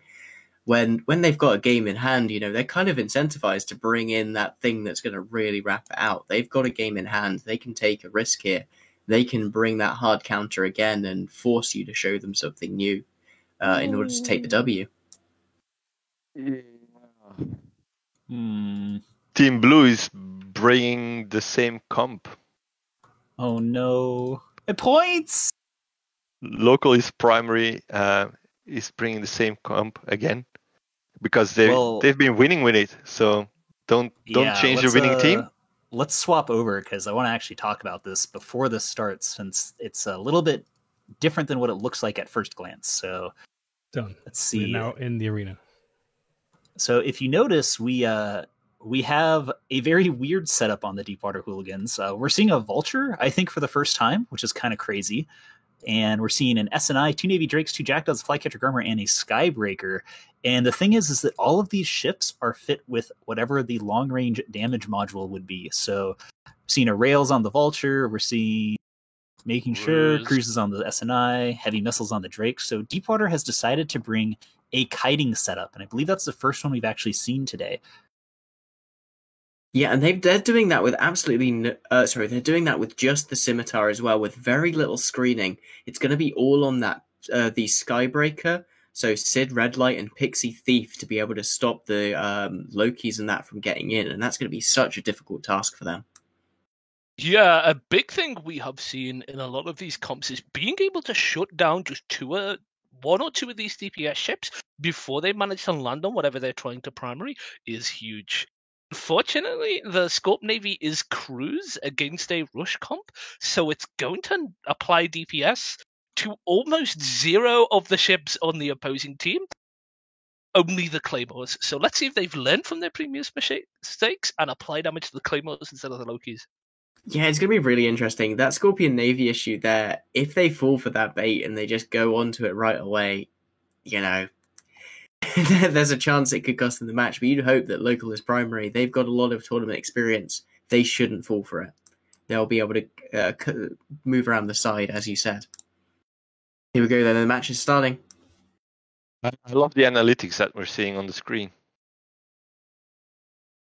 And the match begins. We're seeing definitely the Deepwater Hooligans are trying to move away and spread themselves out, and Localist Primary are already heading in the same direction, avoiding the Scorpion Navy, burning around and already catching things.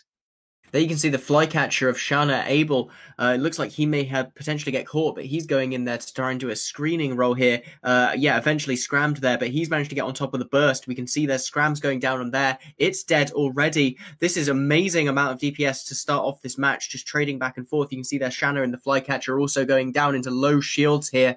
This is going to be a tough matchup now with that taken out. They're firing cruise missiles into a Loki. Oh no! An untackled Loki. Look at how pitiful that attack bar is for Deepwater Hooligans there as they fail to apply to that Loki. But still, the same is happening here for Localist Primary. They aren't really effectively locking onto anything just now. It looks like they've been somewhat screened off, or at least kited away from effectively here. Grunt Kado is finally tackled though. They are going to be applying a little more DPS to him as well, and it looks like their tackle is the Jackdaws, are able to do a bit of DPS to that burst too, without any sustain left on it. Yeah, the Jackdaws, especially with light missiles, are going to be able to apply enough DPS to break that burst and hopefully move on to something else. The problem is Deepwater Hooligans have done a very good thing of spreading out completely. So it's taking quite a lot of time for Local of Primary to swap from one thing to another. They broke the flycatcher, but by the time they killed it, everything else was like 70, 80 kilometers away, applying DPS from long range. They know they have to get right on top to apply DPS, so they're just spreading out, completely spreading. And gotta interrupt here real quick, because Tamoxa is actually tackled, scrammed, and webbed down. So the Deepwater Hooligans logistics pilot has been tackled and is being held down by Lokis and Claymores, which means he's about to die really horribly. Yeah, that's such an unfortunate play, but great work there from the tackle core of Localist Primary to be able to nab him. It looks like the Loki webs were able to just catch him in the edge, and he is down. That changes the texture of this map. This match incredibly. This is now a DPS race, and Deepwater Hooligans is at a massive disadvantage. You can see those potential attack bars. They look pretty similar, but most of that is the Navy Scorpion, and it's not going to be able to apply very well to these cruiser hulls. Saying that though, Gucci Uzi is in very, very low shields, going down into hull and dead. It's going to be a question now of who applies the most DPS. So the Claymore of Damasis Kadesh is now webbed. So hopefully we're going to see the cruise missiles be applied onto Damasis Kadesh, and we'll see how well these Claymores tank compared to the Lokis.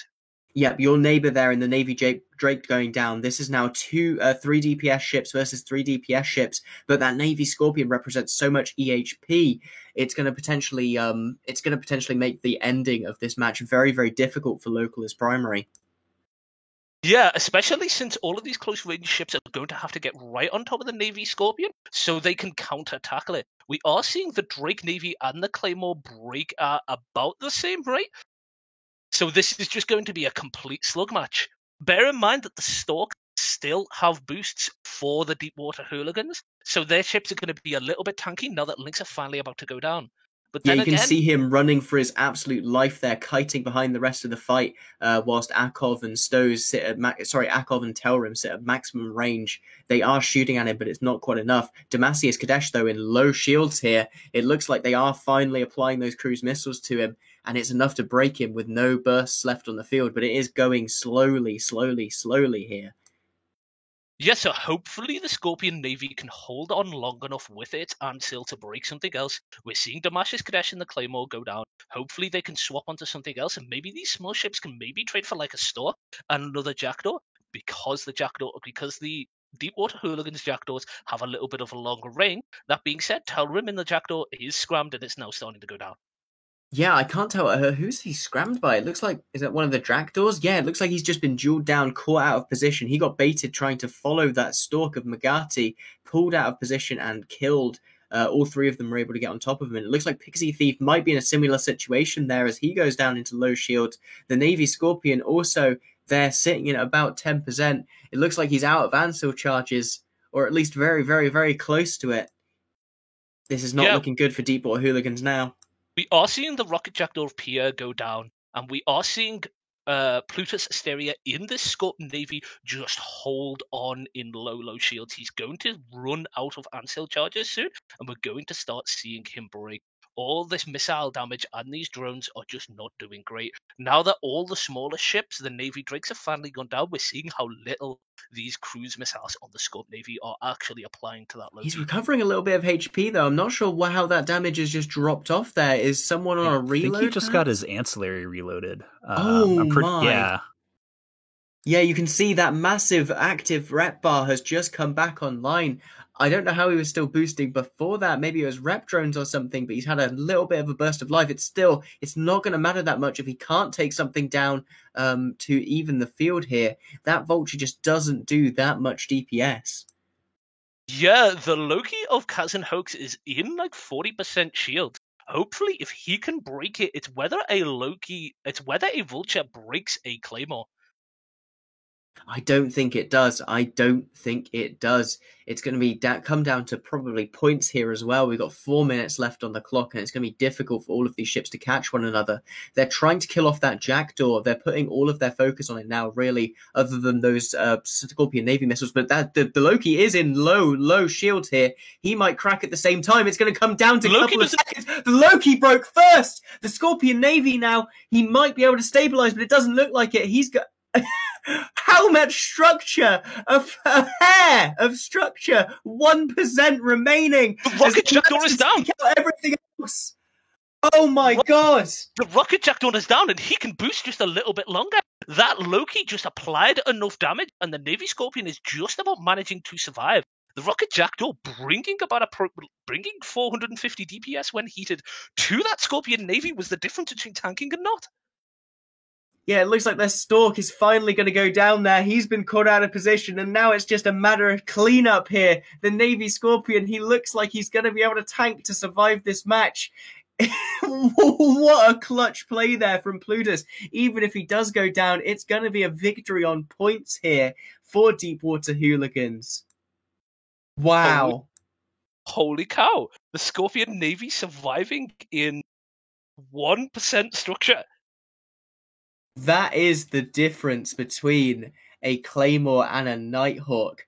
Those extra couple of hundred DPS, not even a couple of hundred DPS. I think a fraction of heat, anything, could have tipped that match over the edge there. Scorpion Navy in 1% structure and holding firm now, repping up to about half shields here as Dusty Nova is about to bite the dust himself. Plutus Astraeus making plays in absolutely every match he's a part of so far today. Oh my god, I'm gonna get so many points for this. As this Claymore finally goes down. Well, with that brings us to a 182 match. We will hand this back to the studio to break this down.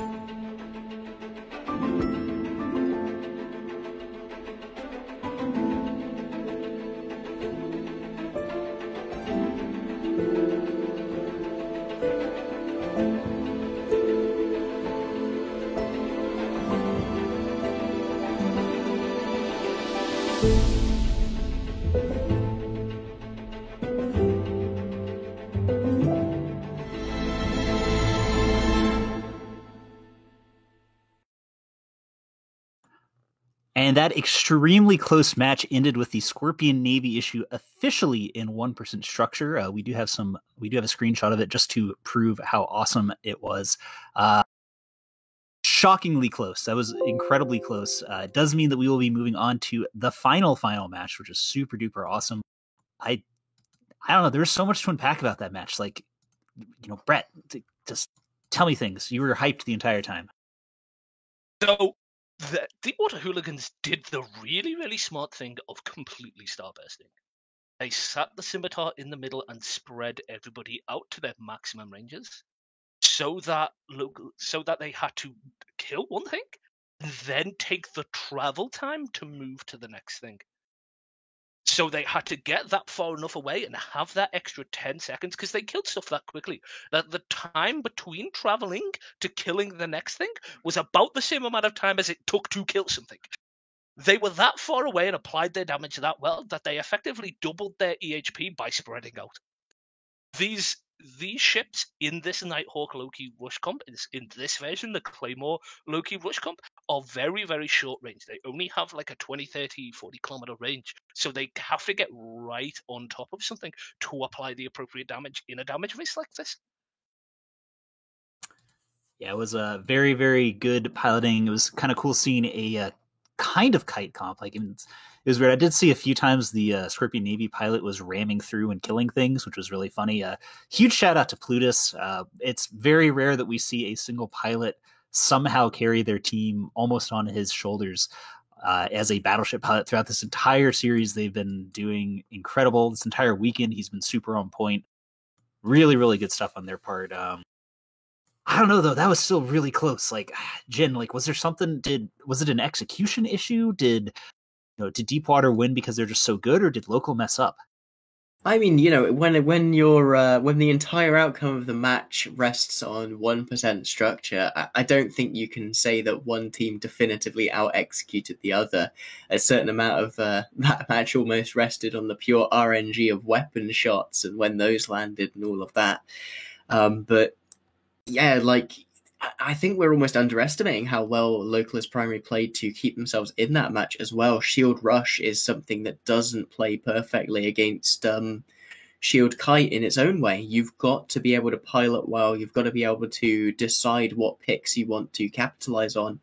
And they made really good decisions there. You saw that they were able to push them around on the edge of the map, isolate Timoxa, and get him down. And we've seen in the past that Timoxa is also a really good logistics pilot, and he's great at not getting caught. So to be able to force him into a position where he is, even with those Lokis, that's impressive as well. It's a very, very good piloting on both sides' teams. Deepwater bringing a totally interesting way to counter Shield Rush. This now begs the question. So we saw that Deepwater brought something different. Are we thinking that Local is primary is going to try the Shield Rush for a third time, because it is a very strong setup despite not having the Sleipnir or the Nighthawk? I don't know, Jin, what do you think? I don't know. I think I'd be tempted to run it back after that one. After you ran it in the first match and you stomped, you ran it in the second match, it was really, really close. What do you have to really lose at this point by going for the third one? Because you get the advantage of your opponents not feeling comfortable bringing a counter now. It's right at the end of the tournament. This is the one match that decides everything. Are you going to really gamble it to try and get that 80% advantage when there's still a chance you could lose anyway? And the alternative is having absolutely no chance? I don't think so. Yeah, you do have a point. It's entirely possible that was just decided on, it could have been Local as primary not having fought against that before, so they didn't really know what to do, and now they might have a crazy good idea. It has been linked a few times in Twitch chat, but we did get a screenshot from the SNI showing that his ship lived with 132 structure points, which not 100% sure on this, but I'm pretty sure every single weapon system in the game pretty much hits that hard with a single shot. So he lived by one weapon cycle, which is that's about as close as you can possibly get in any system, which is amazing. We also have a awesome picture of the ship totally on fire that we may or may not put up in just a second here. And apparently, though I'm not sure if this is confirmed, we have a picture of Chori's dartboard. We do. We do. He shared it with me, and apparently it's fine to put on a stream because all the comps.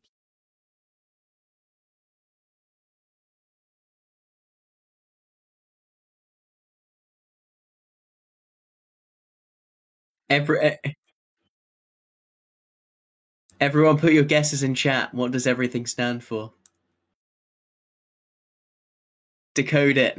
AGML is obviously aggressive missiles.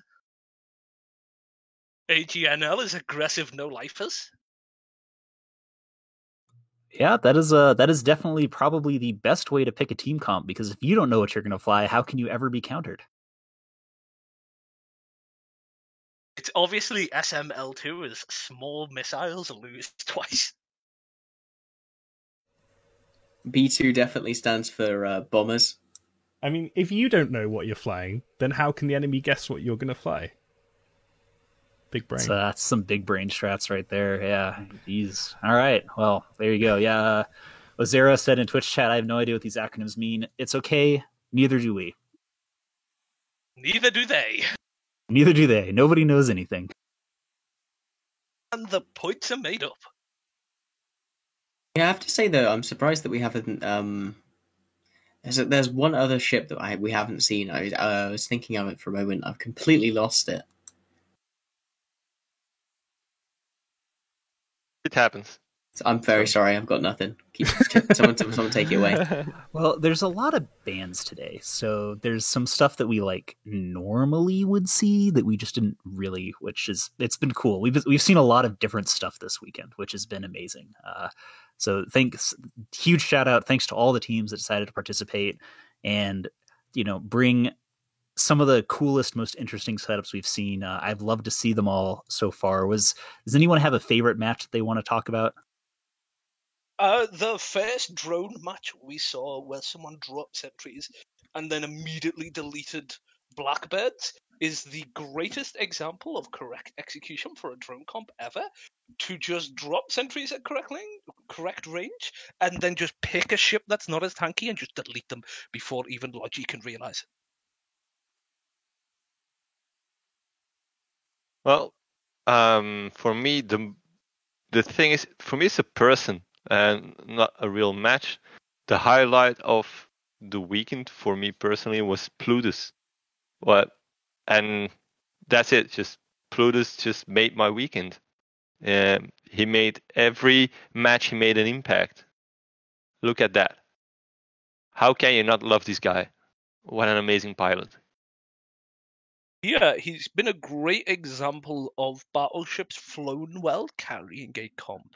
Like the Kaiti Typhoons flown really well carry an entire comp against most enemies, whereas a lot of people would fly that not as good and would lose in those kind of kitey, more slippery comps against every team, and allow their team to just not execute as much damage as he did in those matches. Yeah, it was really, really good. It was amazing piloting on their part. I'm not sure if it was an XLASB fit and he was just running it off of his cap, or if he was running some other weird like normal shield booster. We won't know because the ship didn't die, so they could still bring that the next time. I personally really, really liked the Maelstrom setup, even though they died, even though Ride My Turtle died with it. Like all the Ride My Turtle comps have been fun to watch, even though, some of them totally got destroyed, but like there's such a potential for that Widow comp to work. It didn't. It was horrible, but so close. Just been great matches this weekend. So again, thanks teams for showing up and putting the time in, being here to watch it. Thanks viewers for watching. We have a super blessed viewer count number of 420 right now, which is amazing. Thanks Radicos for gifting like 300 subs or something crazy like that, or maybe 30. I don't know. Numbers are hard. But we will be having one more match between these two teams. This is where we get into the weird meta. I think, Jin, you've talked about it a couple times, but what's the deal here? It's you got one more match to win it all. What do you bring? Yeah, you got one more match, so there's a couple of things you can do. You can obviously this is a kind of a low stakes tournament, so you're not gonna bring the 100% cheese comps that you feel like guarantee you a sort of win. You know, sometimes you'll come up with something in practice, you'll fly it against a couple of meta comps, you feel like you're quite secure in it, so you'll hide it away and you'll try and bring it out in a big moment where it really matters. Think about it like a trick play in the NFL. Something that you bring out, once or twice when you really, really need a win, you need a first down, you need a touchdown. That's something that you tend to see late on in tournaments like this. I don't think we're going to see that in the Opens, though. So what we're probably going to see is we're going to see these teams bring out something that they think is just really powerful on the level 1 of the meta and just try and out-execute one another. That's probably what we're going to see here. So we might see that like Minmatar Rush again, and potentially we could even see Minmatar Rush Mirror. I don't think that would be a huge surprise to me to see Deepwater Hooligans just straight up copy what they've seen from the previous matches and expect their opponents to bring something similar, because that gives them the 50-50 chance. Being able to just practice a heads-up execution match like that is something very valuable to practice. Yeah, it's I don't know, it's pretty crazy. I mean, we've seen some crazy stuff with shield rushes. I honestly, I hate to say it. Obviously, we'll see what they bring, but I hate watching shield rush versus shield rush. I want to see weird things and super fun and exciting things and crazy off the meta things. Maybe not necessarily Widows.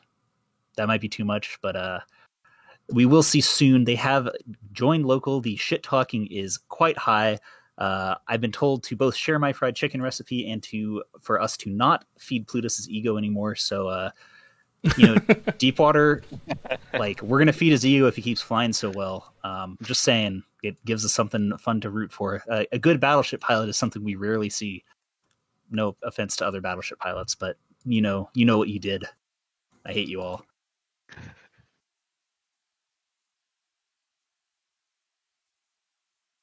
Yeah, I don't know. Brett, are you back? Oh, he says he's back. Brett, Awesome. BT is back, yes. Yes. Well, I'm not talking. I wouldn't say Bard. Are you back? Yes, I am. Brett, you are back. Do you have some super crazy insights on what you think they're going to bring here? Well, I think we at this point the matches have been so close. Why not bring that same Minmatar Rush comp? So I think it's all down to Deepwater Hooligans to either optimize their counter comp to that Minmatar Rush, or to make their counter comp better. Because at the moment they've won and got very close to winning in this Sleipnir Rush. Why change? I know it's not the most entertaining thing, but the ball's in their court at the moment. I'm thinking that local is primary had the upper hand in the first game, but with the second match with the comeback, I'm not so sure if they can keep that momentum or if they can hold on to the momentum that they had. So I'm looking forward to this one. It's gonna be good, and with that, people are arriving on Grit right now. Yeah, I've been told I will like this. We will very much go to like it. My favorite ship is on the field. Oh yeah, here we go. Excellent. Yep. All right, hold on, guys. We got to wait like 2 seconds, then we can swap it over. I think is that all of them? I think that's all. Give me a few more seconds because I'm just switching the names over. Sorry, production thing. Unfortunately, the team that was red is now blue, and the team that is blue is now red. So it's the I think that is right. I'm not going mad. Yes, they have Deepwater in blue, right? They got swapped. Did you swap him? Oh, damn. I think I've done it. Okay, I think we're good to go. All right, awesome. We'll switch it over, and I'm going to talk in this one because I want to do it. So whose favorite ship was it? Is it Brett? Your favorite ship? Yeah, my Brett. favorite ship All is right, the dude. Vindicator. You and me, buddy. You and me. I want to talk about the not super fun and exciting one of the double Claymore, triple Loki, Stork, double Jack, double Burst. We've seen now several matches in a row, but Deepwater Hooligans has brought something exciting. It gave Jin a simi. Tell me about it, Brett. They have brought double Vindicator, Damnation for Lynx, Onirus Magus, double triple Vengeance and Skybreaker. The idea being, if you're going to bring a Shield Rush comp, we are going to build a Blaster comp, and you are going to try and get on top of us, and we're going to apply twice as much DPS as you. Oh my god. Watching the stream and yeah. That's really high quality arrow work right here. The idea for this comp is the Vindicators are going to web some of these ships far enough away so that they don't apply damage, and then just vomit DPS on whichever tries to get on top of them. So they're going to web the Loki off at about 14. Both the Vindicators are going to focus on the same thing, and then they're going to delete a Loki faster than the Loki's deletes the Vindicators. These Vindicators are probably fit for max buffer because they're not going to survive straight DPS race. But the interesting thing is they brought a double swivel to try and nuke those bests down quick enough so that the comp ends up winning quicker without any logistics. I also got to say I really like the Skybreakers because we've been seeing some very good drone usage on the Localist primary team. There is also a Fat Bird Damnation ship, which is ham-fit. Weirdly enough, they do about 600 DPS, so it's not as anemic as you would think. The match is starting, and I think that, I don't know, this might be the first time that the Shield Rush really needs to kite away as fast as possible here because those Vindicators are going to totally melt down whatever they get on. Hopefully a Claymore. Please go for a Claymore. Nobody's gone for the Claymore yet, and I think it's the correct target. The match is underway, and everything is moving straight in as fast as possible. Everybody is ramming, and the Shield ships are kiting away as fast as they possibly can on the Localist primary team. So there is tackle already going out from the Skybreakers onto both Lokis and Scrams and Webs, and they're going to have to clear these tackle before these Vindicators get in range. Yeah, Localist primary know that if they web whatever rushes forward before the Vindicators get on top of them, they can nuke them down. So you're seeing both these Skybreakers start to drop. One of them got wrecked and the other one didn't. They're just trying to break all the tackle and pull range and stay out of the Vindicator range because these Lokis have 30-kilometer webs, whereas the Vindicator only have 14. As we're seeing this, we are seeing Gucci Uzi in the Loki already in 60% shields and only 2 Skybreakers to show for it. And that Loki is hard tackled by Vindicator webs. It looks like the Vindicator webs are actually being split around a little bit here. I'm not sure why they just dropped webs off him, but he's not really moving whatsoever. He's surviving a little bit better than I think he would versus 2 Vindicators, but he is dropping pretty quickly. Deepwater is losing their backline very fast. I think Local knows that this is going to turn into a kiting game at some point, but that Vengeance of Shanna is holding. Lost a little bit of structure, hit the ADCU, and is very strong with Gucci dropping into armor right now. Yeah, Localist primary know that if they kill the lower end, they can keep their bests alive and hopefully trade better. Whereas Deepwater Hooligans are going full on, we're going to kill all your battleships, so there's no point you having bests alive. The Vindicators are just vomiting DPS, but as I say this, they've swapped off the Vengeance and are now trying to break the Damnation quickly. They know they're not going to break a Vindy, so they're just shooting the Damnation to see if they can get the links off so that things die quicker. Yeah, they do casually swat that Vengeance, but, let's be real, it was not going to live once the ADC went down. But Kazin's Loki is hard tackled, moving at the incredibly fast speed of 8 meters per second, which is exactly what you expect with Vindicators, dropping really quickly. And I have honestly no idea why Localist Primary is going after Damnation, which, let's be real, is probably one of the tankiest ships in the entire game. But he is having absolutely no trouble sitting at 80% armor while being blasted by all of these heavy assault missiles. Yeah, for anyone who doesn't know, the Damnation gets a 50% flat armor bonus, so it has almost 50% of the extra EHP of any other command ship. So Pia has just scrammed the Aneros of Timoxa and might have the same problem they did last time. Yeah, the Claymores and the Lokis are going to try and swap, but Damash's Kadesh is already webbed down by the Vindicators, so he's not going to get on top of the Aneros. He's going to have to stay where he is and just take the damage. Yeah, the Aneros is webbed and painted, so they should be able to apply some damage to it, and they do, but they actually just have 1 Claymore and 1 Loki on it right now because the other Claymore is super hard tackled, and I'm kind of wondering here, I was going to say maybe he can hold, but he's actually just getting completely deleted, and Timoxa is dropping very, very fast. I don't think he's going to live. There's rep drones on him. Maybe they'll keep him up a little bit. Oh, those aren't rep drones. Never mind. Those are DPS drones. It's like the opposite of rep drones. Those are Hurdy drones. So we're seeing Plutos in the Vindicator slowly pull out of range. He bent a little bit too close. He thought that Mash's Kadesh in the Claymore was going to run away. So he's now finally gotten close enough and just boating his Vindicator back to be in perfect damage range, which is why you didn't see as much damage. But now that he's in perfect range, you're just seeing this Claymore get chunked. And he is down, and I think I don't know. This is weird. I don't know if they have enough DPS on the Localist primary team to be able to do much. Like, this is going to come down to some incredibly good ham piloting, because they do have the ability to kite them out, and the heavy assault missiles actually outrange the Vindicator webs, as well as there still being one Loki up. The Svipple gets dropped, and Localist primary, I was questioning it, but they just wiped the entire back line of Deepwater off. If the Magus goes down, and the Damnation doesn't have long-range webs, Localist primary can kite this out. They would need to kill the Magus and the Damnation and not lose anything else to win in points. Bear in mind that the Loki has 30-kilometer range and can keep the two Vindicators away, but it's all down to whether they can kill these small ships before something gets tackled by the Vindicators. But if this Magus is going to drop right here. Like, it's being taken out slowly. Dusty's Claymore is being chased by both Vindicators, and so we're about to see if these people know how to do it. Yeah, he's not fast enough. The Vindicators are the same speed as him, and he's going to have to turn here, which means the Magus has suicided in to get a tackle. Good job. Magus is going to drop, but that's perfect because they're going to get webs on this Claymore. I think, maybe. Hello, you should be in range. There you go. Which might spell the end of the match. If that Claymore had managed to burn a little bit longer and managed to survive, it might have been the difference between a victory and a loss here, because that Claymore could have kited them out. Since the Claymore would have had one skirmish and been able to survive a little bit longer.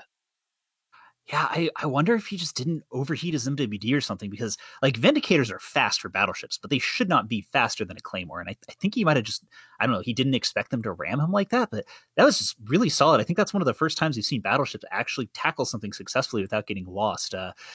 They just, one of the Vindicators just turned and swatted that that Jackdaw that was trying to screen. And, this Claymore's dropping so fast now to double Vindicator DPS. Unfortunately, the Jackdaws are in the awkward situation here where even in precision mode, they don't have enough range. They can't get close enough to apply damage to the Vindicator without being in Vindicator web range. Yeah, and the Claymore's finally going down.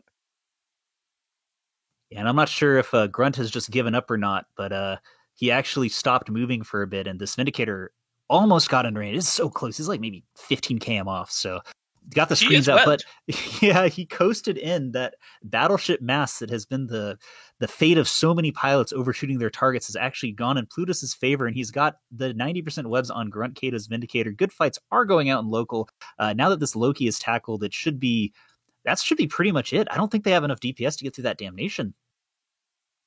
Yeah, the Damnation, with its huge amount of EHP, will survive here.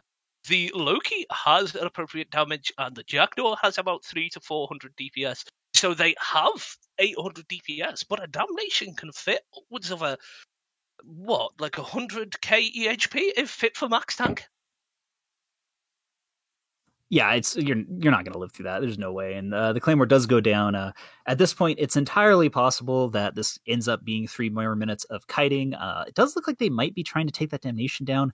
I don't know. Like, that's not the way I don't think the Damnation was the right choice. Like, I think you had to go after a Vindicator there. We don't know the Vindicator fits, but I think a Vindicator is probably an easier target to kill than a Damnation, right? Like, it should be. We're seeing some boundary violations come out on Localist primary side, just trying to end the match a little bit faster. Huge shout out to your neighbor with his, he knew that he was not long for this world, but he rammed in and got tackle on that last Claymore, which was a very, very good, intelligent choice on his part. And yeah, it's like, Vindicators, powerful, strong, attractive, good job. A thing Localist Primary could have done at the very start to save this is, instead of trying to web down some of the smaller ships to keep themselves alive longer, is to focus on keeping the Vindicators at 30 kilometers. Because if you can get 2 of the Lokis, maybe 3 of the Lokis, webbing down one of the Vindicators at 30 kilometers away, you've got 5 ships, and they can only have 1 Vindicator in DPS range. But unfortunately, they decided to try and web all the small stuff, they were going for a 100 to 0 strategy of killing all the small stuff and then kiting away, instead of knowing that they were going to trade and saying, okay, let's reduce your DPS by 50%.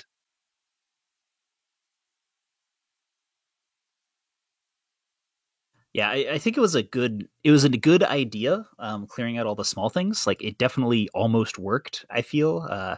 Just there's, those Vindicators need to be controlled, and the only, the Lokis were good set ships to control the Vindicators with. I think if they had focused all of their webs on them, it would have been fine, but I don't know. It's so close.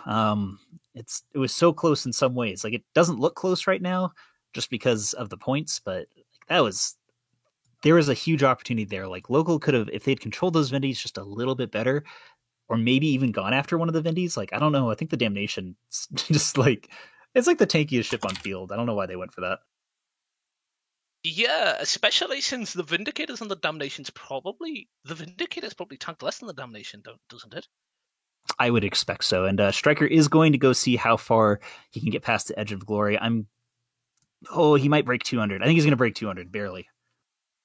We'll see here. He's getting close. Oh, 219. 219, the wreck for me. 219 that is very, very close to the world record. The world record is something like 230 something. It's 226 or 227, which was it's very hard to beat that. Like, you gotta try. Yeah, we're seeing a 219.8. So that's close enough to 220. We'll give him 220. That's pretty dang close, guy. And with that, Deepwater Hooligans does win 100 to 36. We're gonna go back to talk about ourselves for a little bit, and then do whatever it is that I'm told we're supposed to do. Pew, pew, pew, pew. Pew, pew, pew.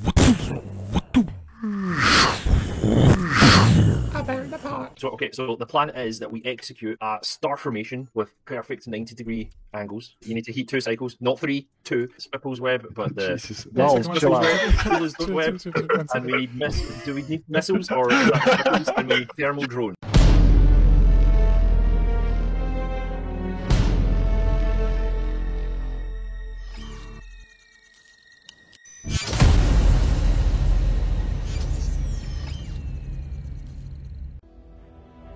HiSec Buyback offers 90% JITA anywhere in HiSec. Simply go to hisec.evebuyback.com, appraise your items, create a contract, and get paid quickly. And with that, we finish the final match of the day with Deepwater Hooligans pulling out an amazing Vindicator setup versus Localist Primary, winning 2-1. Giving all of us exactly what we wanted to see, which is a crazy, fun, and exciting series of matches. I loved both of those. I guess all 3 of them, but like the last 2 matches were insane. Like, that's exactly what I want from any tournament. We have some great pictures. I kind of want to show this amazing work. We think we were trying out the little arrow thing for the first time. Was that right? Yeah, I bought Epic Pen and had a little practice with it, and it's kind of fun. And if people hate it, then let me know. If you liked it, and let me know. Definitely takes a bit of practice. Personally, I loved it. I think that there's extremely high potential for both quality analysis and memes, which are both of the things that we really, really need to have here. I think we'll be heading out shortly, but get a couple of things. Obviously, that last match and those last 2 matches were my favorite. Does anyone have any other favorites that they wanted besides those last 2 matches that they want to talk about?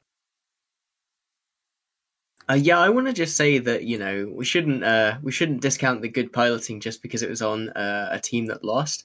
If Localist Primary had been able to take that match, there is no way we wouldn't have called Pierre as the guy who turned that match. Being able to find a route through the screening that Deepwater Horizons had and managing to get land attack on to Moxa, that was a really, really good piloting, and it's just a shame his team wasn't able to capitalize on it.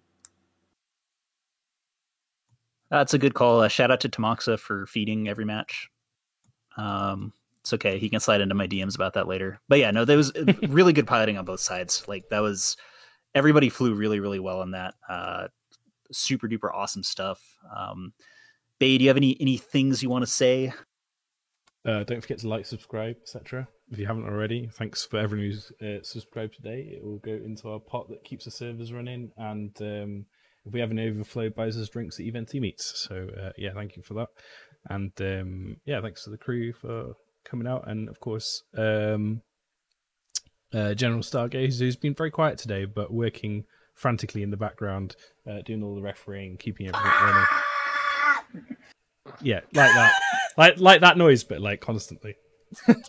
Just constantly, don't worry. Thanks, dude.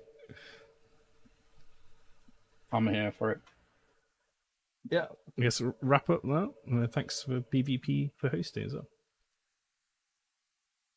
Oh, you're too kind. And yeah, thanks Brett, thanks Dreckless, thanks Jintan, thanks Ithaca, thanks Tori for coming on at the as a surprise guest.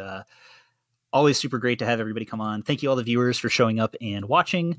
I believe we are going to be continuing to do this every single weekend until the official Alliance tournament matches, assuming people continue to want to do this, which since I believe that next weekend is already booked up, teams seem very interested in this.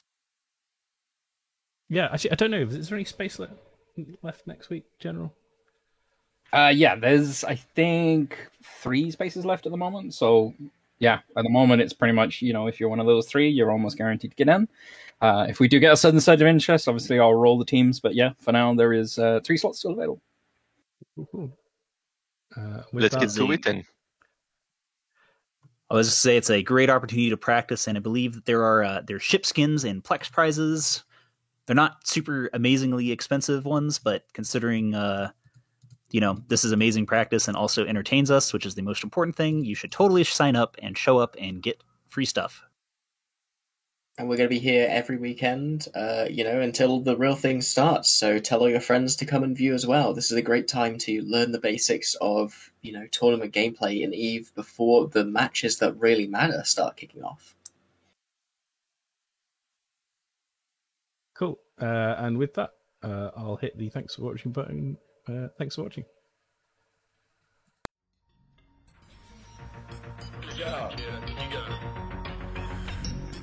Look, you ain't gotta get mad when you lose fights. When you burn out all your guns and lose both flights. Rip drones with the geckos in the cargo. Learn from mistakes that you made, it ain't high, yo. Fucked up, man, I should've been Sunside. Got me isolated, yup, finna take shots. Get your transversal love for me one time. Love for the blood guys when the sun shine. I'ma burn up and go reshift. I say good fight, I won't talk shit. Okay, I'm lying, sometimes I talk shit, but I'm trying to find a state of mind to keep me in line. Whoop the 0 with my fleet, man. They always say, Captain, why you gotta be bad? I don't know, it's just rinse, repeat. Long warps, puff fails, lean back the seat. If it ain't got nothing blingy, then the fit ain't complete. Dank frags only come when you suffer defeat. So keep your guns loaded, cash where you can't fold it. Play to your strength to let your ego get bloated. You can't be the best forever, somebody else gon' put you to measure. If I can help it, I won't give them the pleasure. Know they scared, they ain't breaking the tether. Can't lose if you don't play, man, you better get it together. To the vets in the alpha clones about to roam. Solo pilots out alone. Don't forget where you came from and how you've grown. All the friends that you got and the ones that gone. Yeah. To the vets in the alpha clones about to roam. Solo pilots out alone. Don't forget where you came from and how you've grown. All the friends that you got and the ones that gone. Yeah.